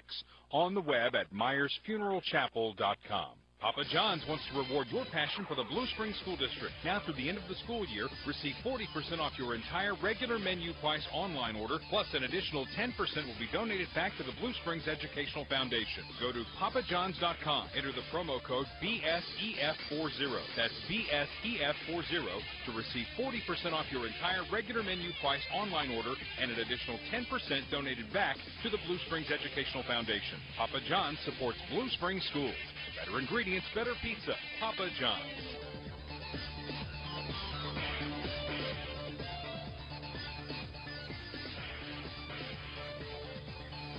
Welcome back to Larry Stewart Memorial Stadium as we get set to start the second half. And Coach Buddy Young alongside. I'm Rob Evans. Jags with a 19-0 lead here at the intermission as we get set to start the second half. And if I remember right, Coach, the Jags get the football to start the second half. Yeah, they won the toss and chose. They won the toss and chose to get the ball the second half. And I was talking to Mark Bublo, the athletic director, and Fred Merrill, the longtime coach here when Blue Springs was just one school. Overcoming that many penalties and that poor play in the first quarter and putting the second quarter together like they did, that's going to go a long way to mature this team and to hold them together. So you don't like to have bad things happen, but sometimes overcoming adversity like that can do more to benefit your team than having everything go smooth. So we hope that that's a good sign of things to come, and we'll see how the Jags handle the second half here. James Sappington will kick it away. Nichols and Hawkins back deep. A high kick. This one's going into the end zone and will not be brought out. Had Nichols fielded the punt cleanly, and it went through his fingertips and out the backside of the end zone, but they don't let you bring it out if it lands in the end zone. Right. So Jags will get it on the 20-yard line, first down and 10. Well, the first series of the second half is always important. You want to have good execution.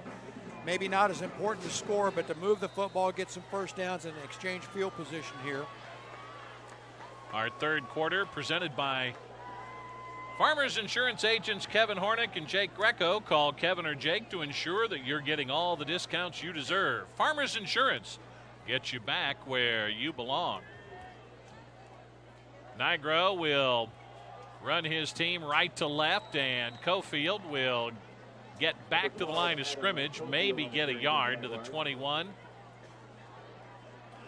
And it's second down and 9. Once again, straight handoff dive. We'll keep hammering at that Ray-Pec defensive line, hoping we can bust through and make some yardage there. It's been tough sledding all night, though. They've done a good job on the inside. On second down, we're in the first 30 seconds of the second half with a receiver and a man in the slot to both sides, and Cofield on the sweep will turn the corner. He's outside the 20, and it closes quickly as they contain it and run him out of bounds close to the far side at the 23-yard line. Our second half kickoff was brought to you by Scott Shippey and the Cutting Edge. For the best in landscaping, tree care, and custom hanging of your Christmas lights, call 220-3714 or go online at cuttingedgelawn.net.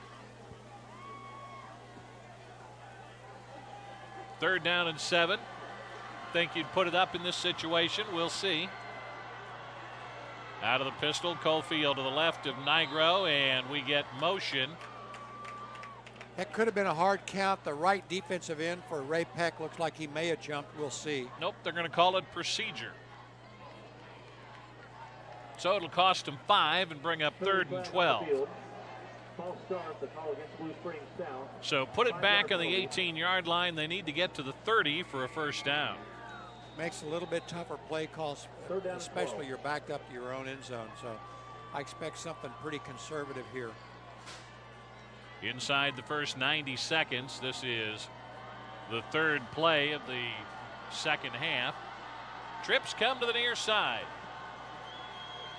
Nigro will hand it off. Cofield breaks a tackle, got the first one, got away from the first guy, but not the second. And then the third, fourth, and fifth arrived quickly as Ray-Pec gang tackled him pretty well. No surprise they didn't put it up in the air this close to their own end zone with a 19-point lead. Playing pretty conservative there. Need a good punt here and hopefully try to let the defense bail you out. So he gains a yard, 4th and 11. Anthony Payne was in on the stop. He led the charge for Ray-Pec, and they'll get the ball for the first time. Corey Jackson's going to punt it away. And a moderate rush, high punt. Cruz fair catch call, makes it at his own 48-yard line, and that's where the Panthers will start it. First down and 10 here in the third quarter with 9:36 to go. Very important to try to get the Jag defense going here early. Keep them out of our territory. You don't want to let them back in the game at this point. A very quick striking second quarter offensively, all 19 points from the 9:13 mark on, and getting the second touchdown with under a minute to go before halftime. Weaver with a man in motion. He'll spin, hand the ball off to Bailey Custer, and he's going to get good surge off of his offensive line and take it into Blue Springs South territory and get down to the 47-yard line. There's that wing T action again on the handoff where the running back spins, and we've got motion a couple of different ways. So Tom has run that for a long time. That's been part of the Ray-Pec offense. Very confusing to the defensive line. Yeah, more of a wing T as opposed to a single wing, but the philosophy is similar. There you go. Thank you. And the spin of the handoff to Custer. He'll get hit back at the 50. Gang tackled at that point, so he'll lose yardage.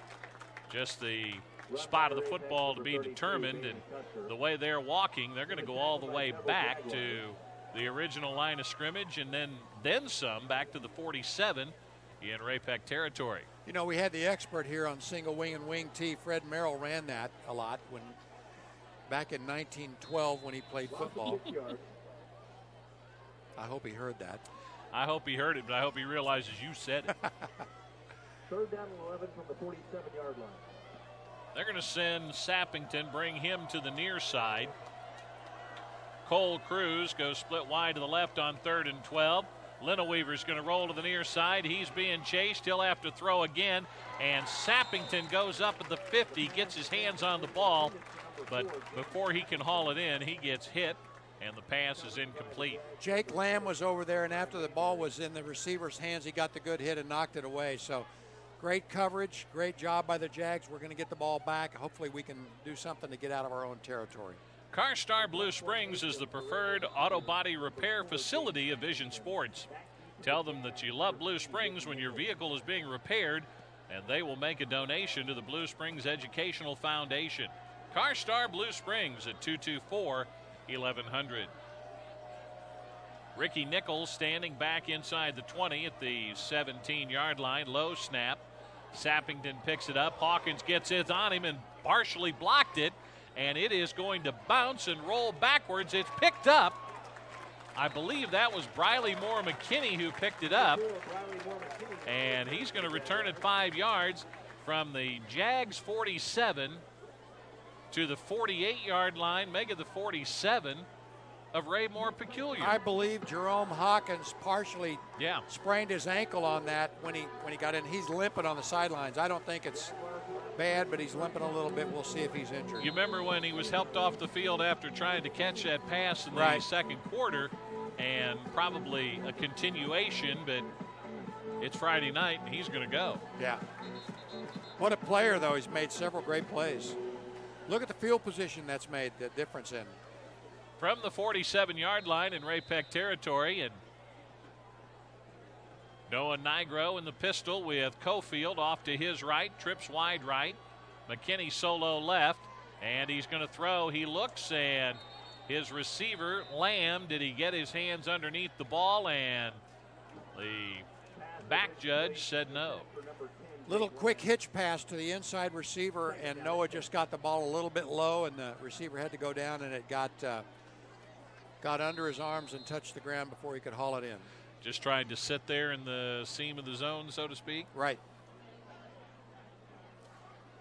The Ray-Pec secondary was backed off, so it's a good play, just not great execution. But it leaves us with 2nd and long, and that's not good. Lamb, or rather it's Nichols, Lamb, and Frost coming from the sideline in. And then Briley Moore McKinney to the left solo. They're looking long for him over the middle, and the pass tipped and almost hauled in at the 20-yard line. The ball was tipped by one of the secondary men for Ray-Pec. That was Nick Cook.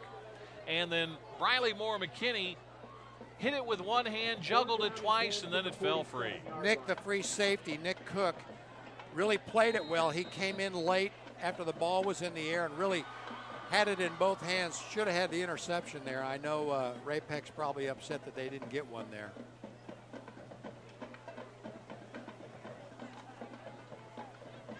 So it'll bring up 3rd down and 10. The clock stopped with 7:40 to go. Same set as the play before. They'll swing the ball out of the bubble screen. It is caught by Nichols. He is going to get hit inside the 45 to about the 42. And it's going to bring, this is going to be an interesting place here. They're placing the ball at the 41. It's going to be 4th down and about 4. It looks like they'll go ahead and punt it, but that might be, might be 4-down territory. Not quite, with a 19-0 lead. Coach Donahoe preferring to let his defense play, and the clock continues to run. And actually, Coach Donahoe didn't make that decision. That was probably Coach Oder. They were together. I knew I was going to do it once. Well, they might have called him and asked Coach Donahoe what to do, but I kind of doubt it. He's having his own problems tonight up in St. Joe. They're trailing 28-10 in the second half. Good snap, good punt from the 50-yard line by Jackson. Fair catch called for, but the ball's going to roll inside the 5, down to the 4, down to the 3, down to the 2, and downed at that point. One of the officials going to say that. Well, one of the Jags slid and his feet were in the end zone. So, but they're saying he touched it, and I saw the other guy get it, but apparently it was touched first, and the Jags didn't complain. Didn't complain that much. 6:40 to go. So the ball comes to the 20-yard line, 19-0, and we get time out of the field. We'll take a break. The Jags have the lead. Ray-Pec has the ball, and you're listening to Jags football from Vision Sports on 10:30 a.m. KCWJ. Little's Sports Shop, located at 1006 Main Street, can make your team look sharp. Little's carries a range of great custom uniforms that will fit into anyone's budget. Apparel from top names like Adidas, Russell, Rawlings, Under Armour, and more.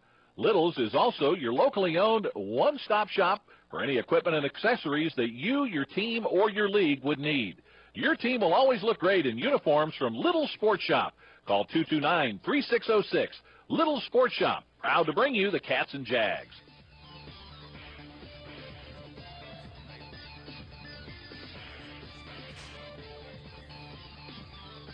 As we return to live action, Lineweaver drops the ball. It's going to be fallen upon by the Jags and recovered at the 10-yard line. He was trying to grip it to throw. He was scrambling around, and it just slipped out of his passing hand. He kind of carrying the ball out and about. That's why you try to keep it high and tight, but slips out of his hands, gives the Jaguar field position at the 10-yard line. So need to take advantage of this opportunity. You're listening to exciting high school football driven by the McCarthy Auto Group on 10:30 a.m. KCWJ, Blue Springs, Kansas City. The Jags in the red zone once again. Brought to you by U.S. Bank Investments Advisor Eric Sporing. Call Eric at 655-3065. And we're going to get a flag thrown before the Jags can pull the trigger on this play. They are saying at the 10-yard line, 1st and goal from the 10. Somebody lined up offsides for Ray-Pec. As I was saying, 1st and goal from the 5. 6:34 remaining. And now we stop play once again. Penalty against Rainbow Peculiar. first down and goal from the 5. Twins to each side. Cofield in the backfield as Nigro runs out of the pistol.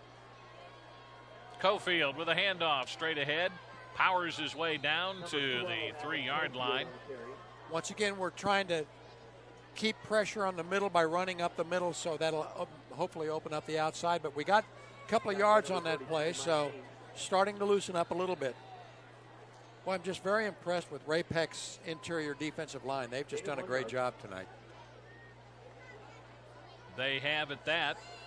Twins, Riley Moore McKinney wide right. Lamb goes with him.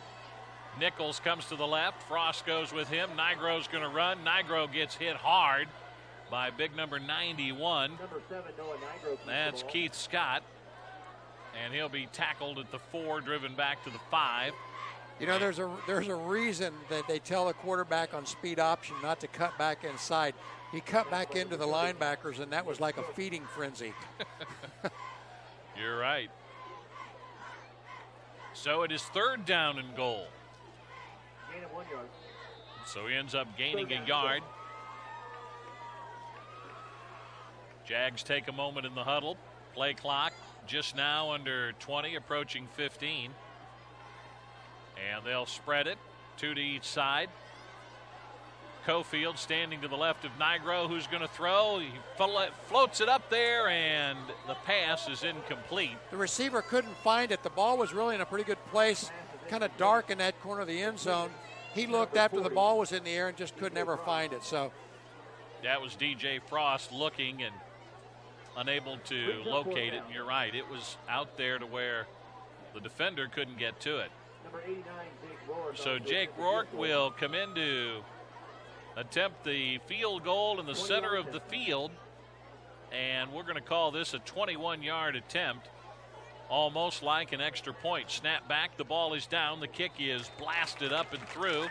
And with 5:04 remaining here in the 3rd quarter, it's the Jags 22, Ray-Pec nothing. We'll be back with the Jags kickoff. You're listening to Blue Springs South football from Vision Sports on 1030 a.m. KCWJ. Hi, this is Blue Springs attorney David Zeiler of the Zeiler Law Firm, reminding you that this broadcast is a presentation of Vision Sports and the Blue Springs School District, who thank you for tuning in. This broadcast is made possible by sponsorship of over 30 local businesses and organizations proud to support our schools and community. Please note who these sponsors are and consider them in your local purchases. The Zeiler Law Firm is located at 2008 Northwest South Outer Road in Blue Springs, Missouri. Call us at 988-7215 or visit us online at zeilerlawfirm.net.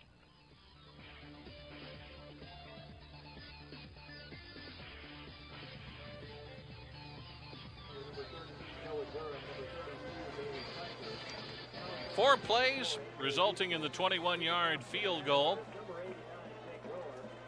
Went 10 yards on that mini drive. Well, Ray-Pec has to feel good about holding Blue Springs South to just a field goal there. 1st and goal on the 5. The high kick is going to go back into the end zone, and they're going to let him bring it out. And he's out over the 20, 25, gang tackled at that point. Fighting his way out close to the 30. He'll be tackled at the 29 before the whistles blow. If the ball is in the end zone, it's supposed to start at the 20, I thought. The Blue Springs South coaches are asking about that now. Well, they also have flags thrown, and a Jag comes limping to the sidelines.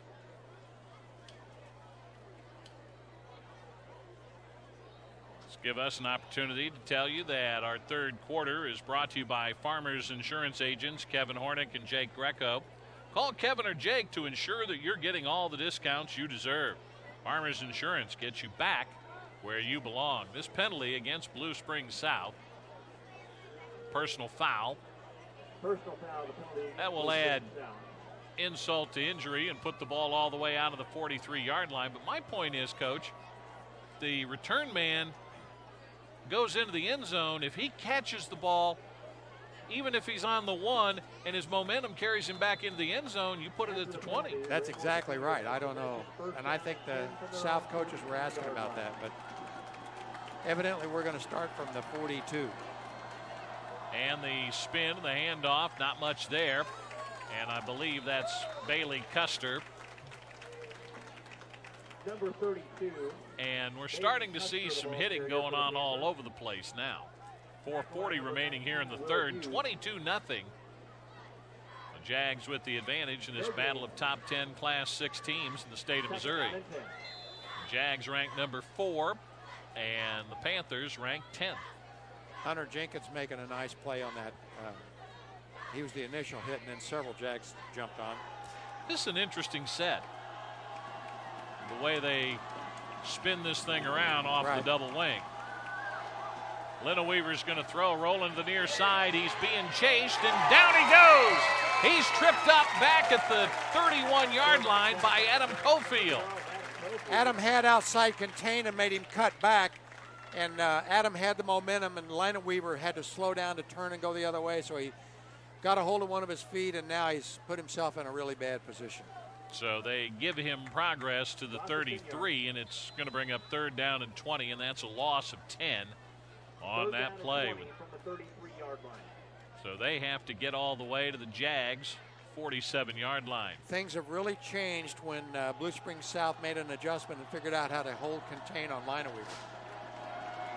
Carter Lanning comes to the slot of the near side. They send him in motion and will fake the handoff. Lena Weaver's going to run the ball. Gets to the 40, falls forward to the 42, and he doesn't get back to the original line of scrimmage, and they'll have to punt the ball. And they're going to stop the clock, and there's a player who was slow getting up, and that may be, it was Cole Cruz. And we'll see a punt coming from Raymore Peculiar. Not a lot of flow to this third quarter, much like it's reverting back to the first quarter where they had trouble getting started. Ricky Nichols standing solo back at the 28-yard line. Jags look like they're putting a little pressure on. They do, and almost got it again. And they'll kick it away from Nichols. The ball will bounce to the 20, roll to the 15, and that's where it comes to a stop.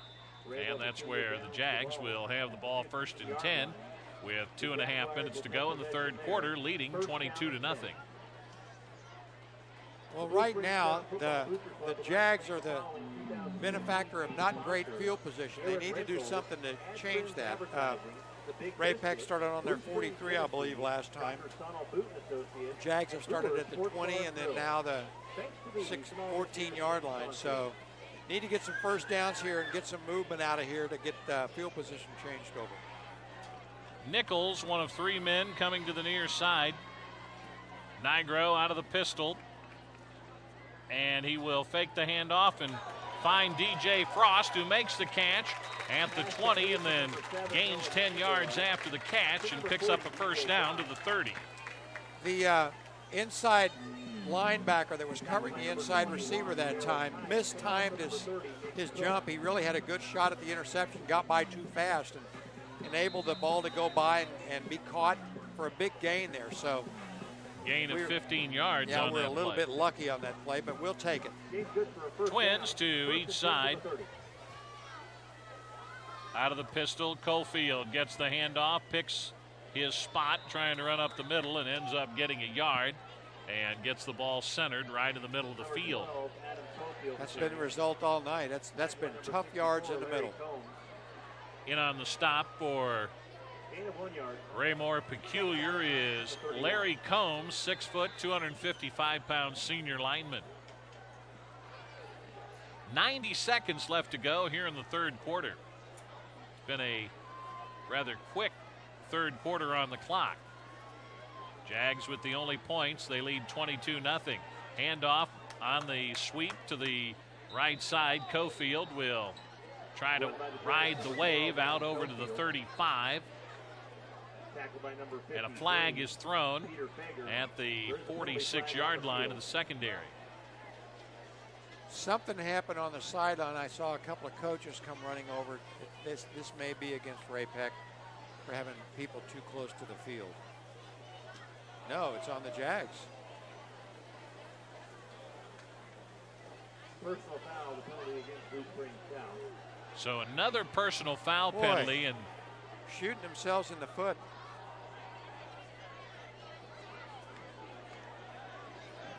you know, I've always thought, and I hope nobody thinks I'm being a bad sport when I talk about this, but I never really minded a personal foul penalty on defense because it meant you were being aggressive. But on the offensive side of the ball, that's a definite no-no in my book. Well, it really hurts you either way. Yeah.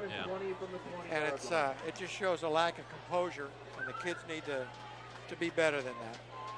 So the ball goes back to the 20-yard line. They're going to set up the screen. Cofield with a catch. He's to the 30, 35, 40. First down and more. He's at the 50, 30. Cuts back and dives to the 20-yard line where he is out of bounds at that point. That's the same screen play, and if you look, no flags on the field. Set up great. The defensive line made a hard charge. Noah put the ball right over the outstretched arms of the defensive lineman into the hands of our receiver. He's off and running. Great play. Nigro with a 60-yard pitch and catch, if you will. The screen pass, most of the work done by Cofield. A 60-yard pass play will change field position. And that's the first time tonight we've really seen what Cofield's capable of. He's been able to do that before, but open it up tonight. Great play. 40 seconds to go in the quarter. Fake to Cofield. Nigro to the near side, 15. He turns the corner at the 10. Hauled down from behind at the 5-yard line as they slide out of bounds with 34.2 seconds left to go here in the third. There's a fake off that dive we've been running all night. Got everybody contained inside, so Noah's able to make that 15-yard run. Great fake, and Noah Nigro showed a little speed on that, didn't he, Rob? He did, and my first thought was you're going to give it to Cofield again, but the defense bought that, and then he took off coming to the near side. Over pursuit, and that's why they don't give up on that inside run. They make them play honest.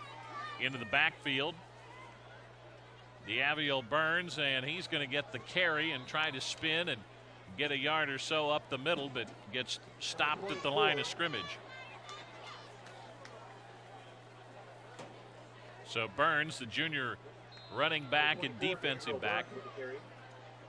No gain. It'll be second down. And goal to go, and that's going to stop the clock with 13.1 left to go and take a timeout, and that'll give us an opportunity to remind you that the Jags are in the red zone, brought to you by U.S. Bank Investments Advisor Eric Sporing. If you want to provide for your children's education or prepare for a comfortable retirement, call Eric at 655-3065. And that's the end of quarter number 3, brought to you by Farmers Insurance Agents Kevin Hornick and Jake Greco. Call Kevin or Jake to ensure that you're getting all of the discounts you deserve. Farmers Insurance gets you back where you belong. At the end of 3, it's the Jags 22, Ray-Pec nothing. Jags are knocking on the door when we start the fourth quarter. You're listening to Vision Sports on 1030 AM KCWJ. Hey, Wildcat and Jaguar fans, get your discounts pumped up with a discount double check from the Blue Springs State Farm agents, proud to bring you the Cats and Jags. Call Bob Watson at 229-7878 or Clint Osborne at 229-0083. Like a good neighbor, State Farm is there. This is Myron Thomas with your in-game update presented by Foster Dental Care, providing healthy smiles in Blue Springs for over 30 years. Call 228-6988 online at fosterdentalcare.com. Late in the third quarter, St. Joe Central 35, Blue Springs 10.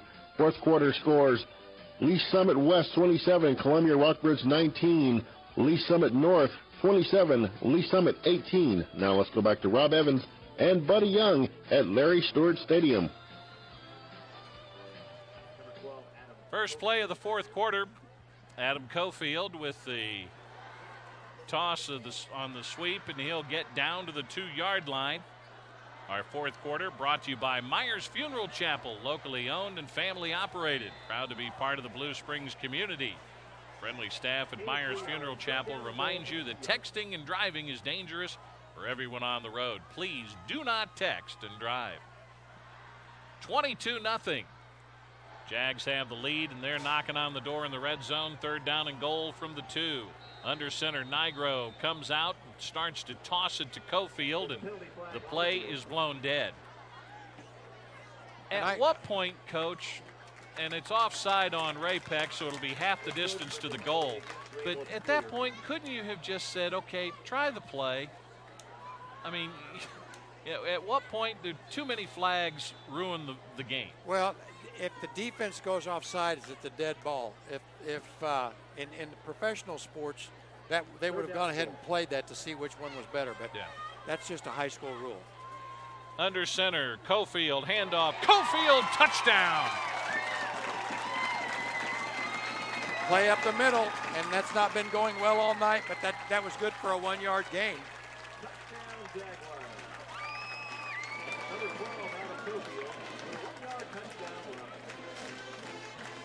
So the touchdown makes it 28-0 Jags.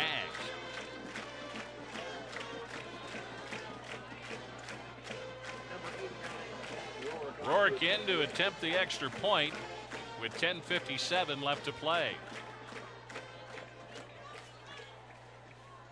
Connors the holder. The snap is not a good one, so he's going to end up throwing, and he throws left-handed, finds Briley Moore McKinney, who is tackled short of the goal line, and the pass fails. Almost got it. 10:57 remaining in the game. It's the Jags 28, Ray-Pec nothing. Back with the Jags kickoff. You're listening to Blue Springs South football from Vision Sports on KCWJ. Many of us spend more time thinking about what's for dinner than about retirement. But if you think your retirement deserves more attention, I can help. I'm Eric Sporing, financial advisor at U.S. Bank and Corp Investments. Stop by my office at 1500 North 7 Highway in Blue Springs. Not a deposit, not FDIC insured, not guaranteed by the bank, may lose value, not insured by any federal government agency. Investment products and services are available through U.S. Bank Corp Investments, member FINRA, SIPC, an investment advisor and brokerage subsidiary of U.S. Bank Corp and affiliate of U.S. Bank.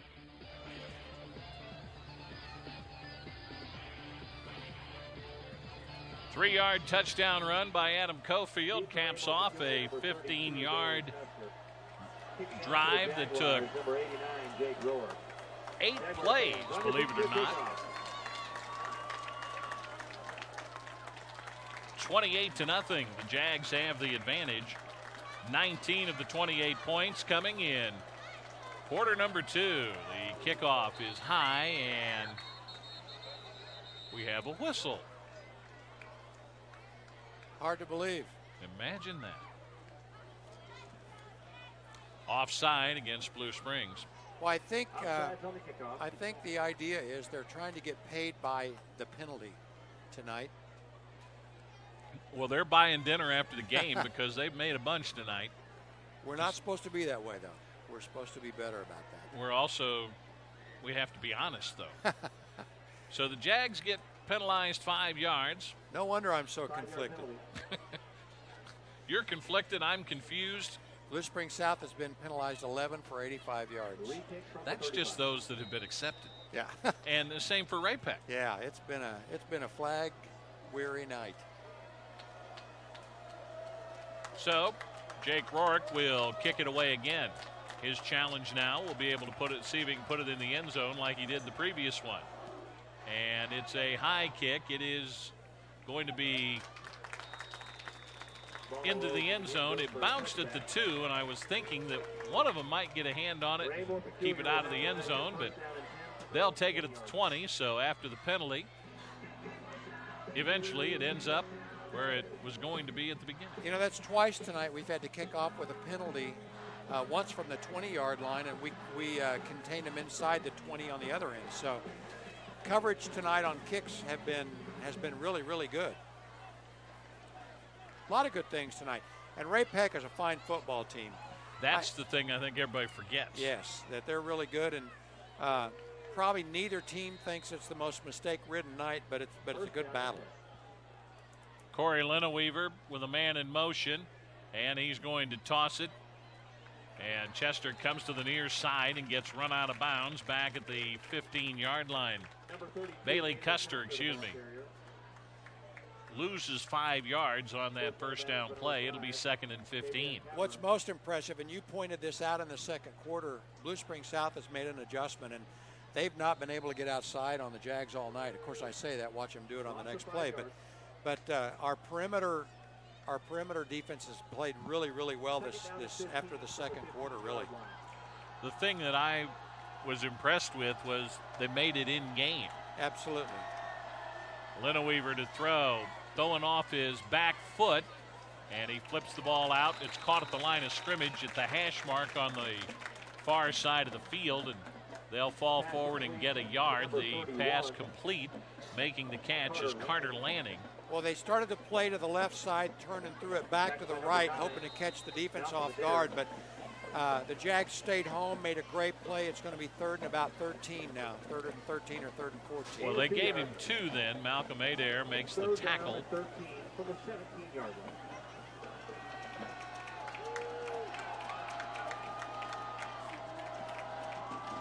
Opening things up, rolling to the near side, stepping up to throw it deep. He's got a man out there. That's Custer, and he overthrows him at the 50-yard line. But he was the lone white shirt amongst a sea of blue. Jake Lamb was probably the closest defender there. He had it covered well, but also the corner was in great shape too.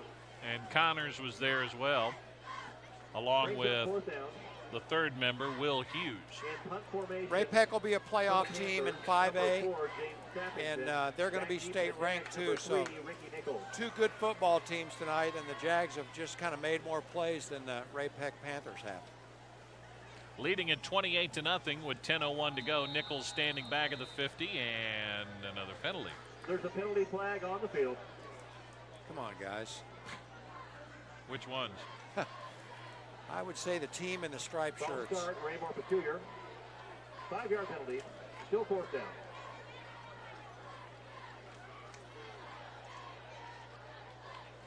So the ball will go back on 4th down to the 12-yard line. And the punt is a high punt. And Nichols will catch it. Fair caught at the 42-yard line. And probably the stat of the night so far is the Ray-Pec rushing total. They've rushed it 16 times for 21 yards. And we've talked about how they have a little bit of trouble running the football. Their leading rusher had rushed for 58 yards, and that was Carter Lanning coming into the game. But they've only rushed for very little. And it looked like at the beginning of the game that Corey Lineweaver was going to be able on a quarterback run-pass option to get a lot of yards until Blue Springs South made the adjustment to kind of cut that off. So we're going to get a new quarterback in the ball game for the Jags. And Cale Connors is going to run the show after this timeout. Timeout of the field taken by Ray-Pec. We'll take a break as well with 9:56 remaining in the ball game. The Jags 28, Ray-Pec nothing. You're listening to Blue Springs South football from Vision Sports on 10:30 a.m. KCWJ. Little Sports Shop is proud to be the exclusive provider of 827 apparel uniforms that are designed by you. 827 apparel uniforms are 100% custom and 100% sublimated. The sky's the limit. You design it, and Littles can do it. You can also work with our professional graphic artists to design the unique look for your team. You'll also like the price and turnaround time when you order your team's unique uniforms from Little Sports Shop at 1006 Main Street. Call 229-3606. Look sharp with uniforms from 827 Apparel, only at Little Sports Shop.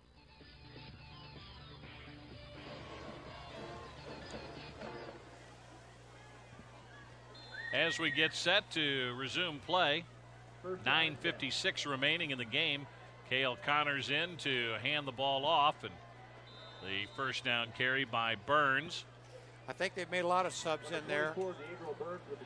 Yep. Looks like a whole other offensive line, maybe the JV team in, but Coach Yoder not wanting to get any more points. We just want to run that clock out and get a good win. Jags haven't been 4-0 in a long time, and they've earned 4 good victories against 4 really good football teams. Well, last year against this same 4-team run, they went 1-3 with the win over Ray-Pec down at Ray-Pec last year in a closer game, 25-17. Handoff coming to the near side. Burns turns the corner at the 40, and he is run out of bounds at the 36-yard line. And oh, look, there is a penalty flag down. They put him down at the 35-yard line, be about 3 short, but a hold is going to be called. Holding against the Jaguars.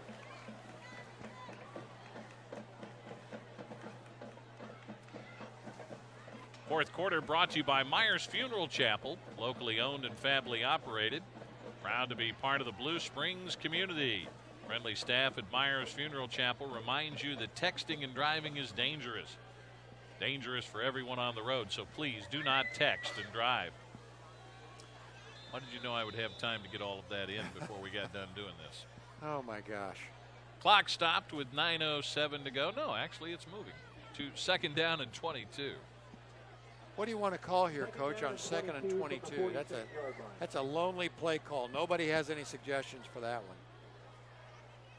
We got to call something. Connors is going to throw the ball. Puts it right on the money, and it is caught at the 45-yard line, hauling it in. Number 21, Ethan Swanigan. Ethan Swanigan, the 6'5", 190-pound sophomore. Well, I'll tell you what, that was very nice execution. Slant route to the wide receiver.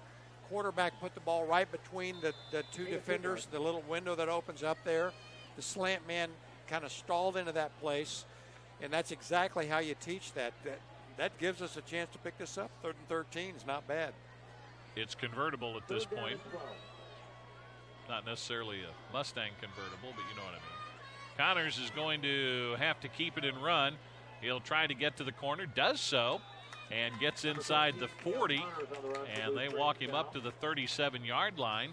Okay, here we go. It's at the 37. You don't need to punt from here. This may be a 4th down play.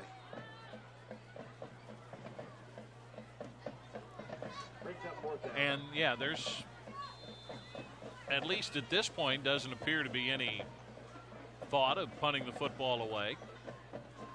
And they have gone with the play call and are looking at 4th down and 5 with 8:03 to play. Connors is going to pitch it. Burns will turn the corner at the 35, needed to get to the 20 or the 32, so he's going to be stopped short, and Ray-Pec will take over on downs. That's a nice safe play. That's a speed option we've run pretty well all night. Didn't get the 1st down, but it runs time off the clock, so at some point you need to start making play calls and decisions that will keep the clock running, and now is that time. Absolutely, that's exactly right. Made some substitutions on defense now. Got new safeties in. That's number 19. Will Hughes is on one side, and if I can see the number of the other side. We've got Savon Cameron at corner. And Lineweaver is going to get hauled down from behind and is hit right as he throws the football. And he short hops the pass on an out at the 1st down marker. And a flag is thrown in the backfield. Hard to believe. There's a penalty flag on the field. Justin Herta put great pressure on the quarterback that time. I think I got that right. Number 57. Yeah. Did a great job of putting pressure on Corey. I think they gave him a horse collar. In other words, grabbing around the pad. Right.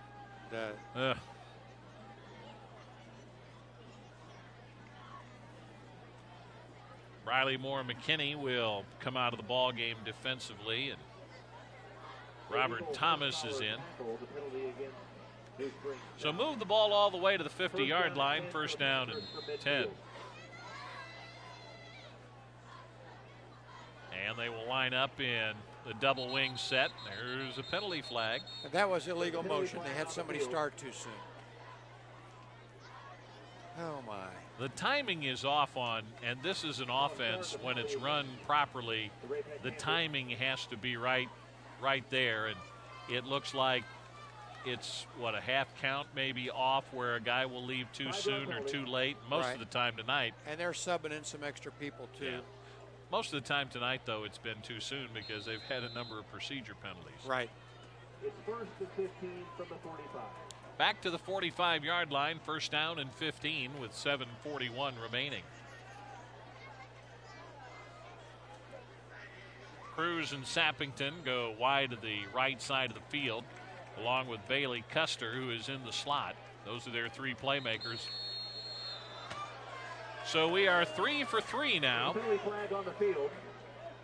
False start, the penalty against Raymore Peculiar. Another false start penalty. Oh, my. I don't know. It's been a long time since I've seen anything like this, Coach. Now, do the officials get credit for the yards that they rack up?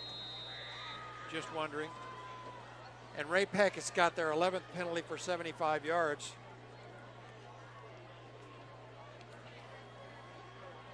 I'm assuming the play call stays as was called before because they are in the same set. Littleweaver rolls to the right. He's going to keep it. He gets to the 45 to the 50 and into Jags territory before getting gang tackled and run out of bounds as they approach the 48-49 yard line. 7.5 minutes to play in the game. Put it down on the Jags 48-yard line. Lamb and Hughes in on the stop for Blue Springs South. They have literally run 5 plays, and it's second down. It's second down and 8 from the 48-yard line. There in the fourth quarter in St. Joe Central with a 42-17 lead over Blue Springs.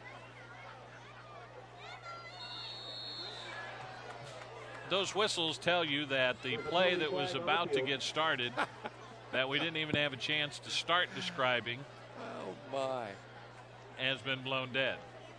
Now I understand there's that at some point, but veteran officials in other sports will tell you that at some point the game has to progress. Yes. And even if it means overlooking a half-step motion to avoid, I mean, there have been 5 illegal procedures or illegal starts, false start penalties on this drive. On this series, yeah. I'm not sure these officials read that chapter. Littleweaver's going to toss it high up in the air, and Sappington was there fighting double coverage, and the ball is incomplete at the 26-yard line. The other game has gotten close.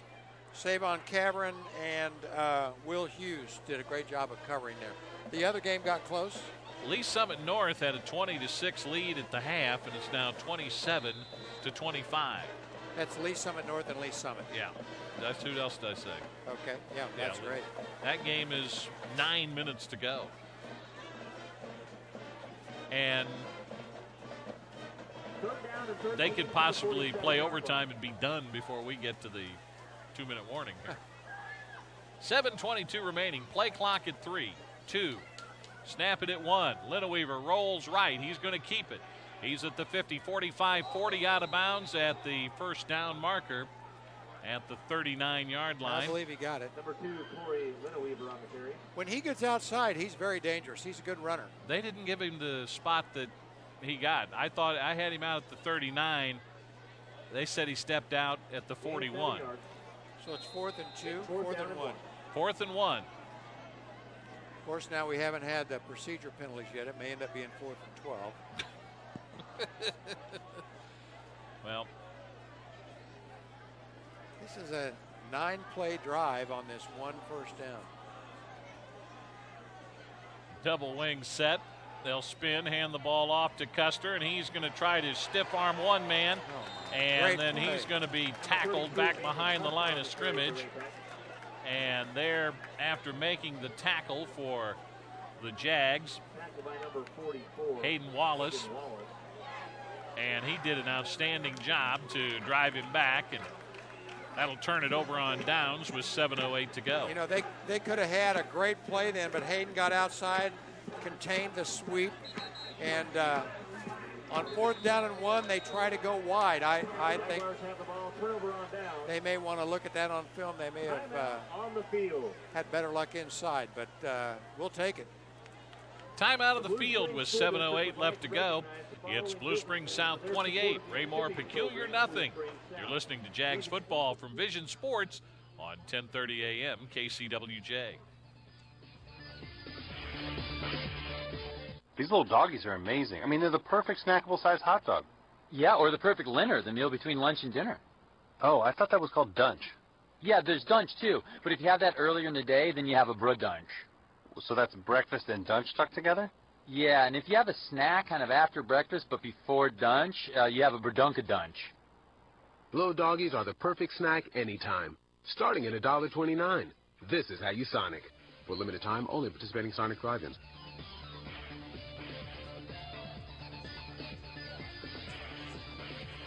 .708 left to play in the game. It's 28-0. The Jags have the advantage. They have the ball. 1st down and 10 at the 47-yard line. Their own 47. And the handoff. Burns coming to the near side. Gets to the 48. Gains a yard. So it'll be 2nd down and 9. And a new quarterback in the ball game for Blue Springs South. Camden Sprouse, who is a junior, 6'3", 230-pound, linebacker quarterback combination. You don't see those very often, Coach. No, but he's a big kid. He is. 2 running backs in the backfield flanking him. Burns gets the handoff, tries to get to the corner, and fights his way towards the original line of scrimmage. Gets driven back. Vision Sports and Papa John's can save you money and raise money for the Blue Springs Education Foundation.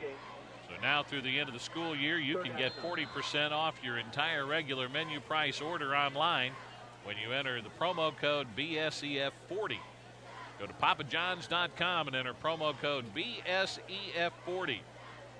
Papa John's will donate 10% of your order's cost to the Blue Springs Education Foundation. 3rd and 9. And a throw. The pass is tipped and intercepted at the 40-yard line, bringing it to the near side. I believe that is Javon Tabrin. That's too bad. It was a nice pass right into the hands of the receiver. It got there a little bit quicker than the receiver thought. It went through his arms right to the defensive back. So the defensive back made that interception out of self-defense, I believe. 5:29 remaining in the ball game. 28-0. The Jags have the advantage. Answer me this, and I just realized because they don't note it on any of the information we have. Sprouse being a left-handed quarterback. Connors, the backup, a left-handed quarterback. Nigro, a starter, a left-handed quarterback. When has the team had 3 quarterbacks? Boy, I can't tell you. That's a really good question. I can't remember that kind of thing. But that's they all 3 throw the ball well, don't they? They do. Weaver running for his life. He's now at the 40 and has to initiate contact and get down to the 38-yard line as he was looking to throw and eventually had to run. But once again, a dangerous receiver. They're going to have 2nd down and 5, 2nd down and 6 maybe. But actually put themselves in position to get a 1st down here. Hey, Darren Thomas with the stop. I mean, I remember a guy like Kenny Stabler, and I think there are a couple of other quarterbacks that played in the big league. You just normally don't see many of them left-handed. It used to be rare, but now you're getting a lot more of them. Clustered to the near side, and a high snap over the quarterback's head, and he'll go back to his own 45-yard line where he slides and falls on the ball. And Fumble recovered by number 2, Corey Lineweaver. clock will continue to run with 4.5 minutes left. Minus 16 yards there on that play. How important, we talked about the basic fundamentals and a good snap or a good job getting the ball away on a punt or fair catching a punt, but boy, a bad snap can just kill a drive, can it? Quicker than anything else you can do, except maybe hold on first down. Exactly. They go from 2nd and 6 to 3rd and 23. Jags second team defense getting a lot of work against a pretty decent offense. Lineweaver rolling, firing, and the pass is tipped and incomplete. Malcolm Adair gets there and knocked that ball away. Was that Marcus Vaughn? There's 2 number 50s. That it was either Hunter Nyquist or Marcus Vaughn put great pressure on Corey that time. And there was almost an interception in the secondary. I couldn't see a number on that. 3:49 remaining, 28-0. Jags on top. Well on their way to their 4th win of the year, and they're going to punt. Ray-Pec will, and Nichols is back deep to return for the Jags.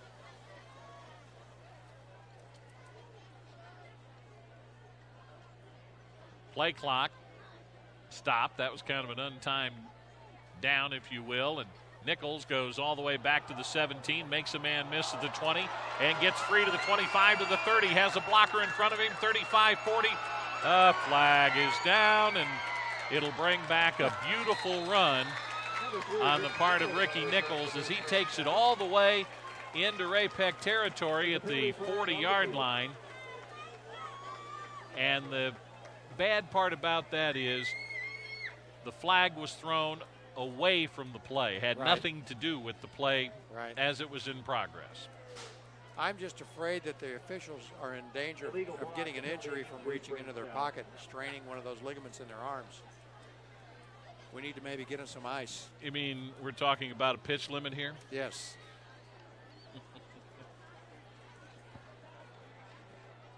So instead of starting at the 40, not that it matters in the terms of the outcome of the game, but let us go all the way back to the 12-yard line.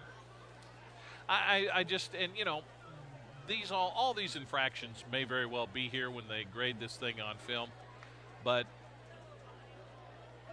my opinion, the law of common sense prevails, and with 3.5 minutes to go, not involved in the play, might have a hard time finding it. I couldn't agree with you more. But then again, there are those who say, and we've only had 25 of them tonight, a penalty is a penalty is a penalty. Handoff on first down will gain a couple of yards. Is a penalty, is a penalty, is a penalty, is a penalty in this situation. And 25 of them. Yeah. Jake Elliott, the ball carrier. Jake Elliott, junior running back, gets the handoff out to the 16-yard line. He's going to pick up about 3 yards. And the clock will run with 2nd down and 7 coming up for the Jags. Next week, they get to head downtown and take on what is going to be an upset Rockhurst team next week. Motion on the defensive side of the ball, and again the handoff coming to the near side, and running with a full head of steam is Elliott, and he will. He's going to be close to a first down. Yeah, he is, just shy of the 25. If he got the 25, he's got the first down, and he does. Our game next week, since both the Cats and Jags are on the road, will be in Lee Summit as Blue Springs looks for what appears to be its first win against a Lee Summit ball club. When we last checked in on them, they were trailing Lee Summit North by 2 late. Oh, there's a flag. There's a face mask. Yeah, and that's a dangerous situation when they grab the face mask. You got to call that. Yeah. But you can call a penalty on every play. Or 22 guys having everything go perfect is just rare. And 22 young guys who don't get to play on Friday night very often in the game now. Exactly. But the face mask you got to Personal call. foul, face mask. The call against Ray more peculiar. So that'll move the ball to the 40-yard line. And that may be enough that in 4 downs we can get out of here. 2:33 remaining. It is Springdale, Arkansas 49, Rockhurst 21. Rockhurst falls to 1-3. And when was the last time? Well, they've had this kind of season before when they've been really good. And Springdale, Arkansas is a perennial powerhouse in Arkansas. So I would not rule out Rockhurst for the season. And as the season goes on, they'll get better and better, I'm sure. Nobody is. There's a handoff, cutting it back upfield is Hayden Wallace, and Wallace is going to have a tremendous run inside the 30. He's down at the 27-yard line, but guess what? Oh, my. Holding on the offense. Holding against Blue Springs. One of my favorite lines out of one of my favorite movies. Have you ever watched The Sandlot? All I can say is, you're killing me, Smalls. You're killing me. Another penalty, a hold, so we're up to 27 with 2:04 to go. When was the last time, though, Coach, and you've watched football around here for a day or two, that you would look up and in the end of week 4, Rock and Blue Springs would be a combined 1-7? I don't remember that. I heard Tim mention that last week, that an 0-3 Wildcat team is just unheard of, and I can't remember that time. And, you know, they were probably going upwards, trending up, and I think everybody expected a win tonight, and they got surprised and ambushed on the road up in St. Joe. The handoff, a fake, and keeping the football is Camden Sprouse, the junior quarterback. He did a nice job. Yeah, he did. Ball was snapped from the 40 and ends up picking up 9 yards. It'll be 2nd down and 1, but more importantly, we're down to 90 seconds. But, you know, Tony Reisinger so aptly pointed out this week early when we met, I think it was on Tuesday, Blue Springs South plays a nationally televised game against Rockhurst and gets humiliated, and wins the state title, something, and then comes back and wins the state title. So both of those teams capable of coming back and having good seasons. So I wouldn't rule them out, but I'm glad to see the Jags getting off to a great start. You can't discount that. Yeah, and that's the thing. It just, in recent history, you don't see those particular combinations very, very often. Absolutely. That's the thing. And of course, you talk about Rock's schedule, and this is probably a good time to see.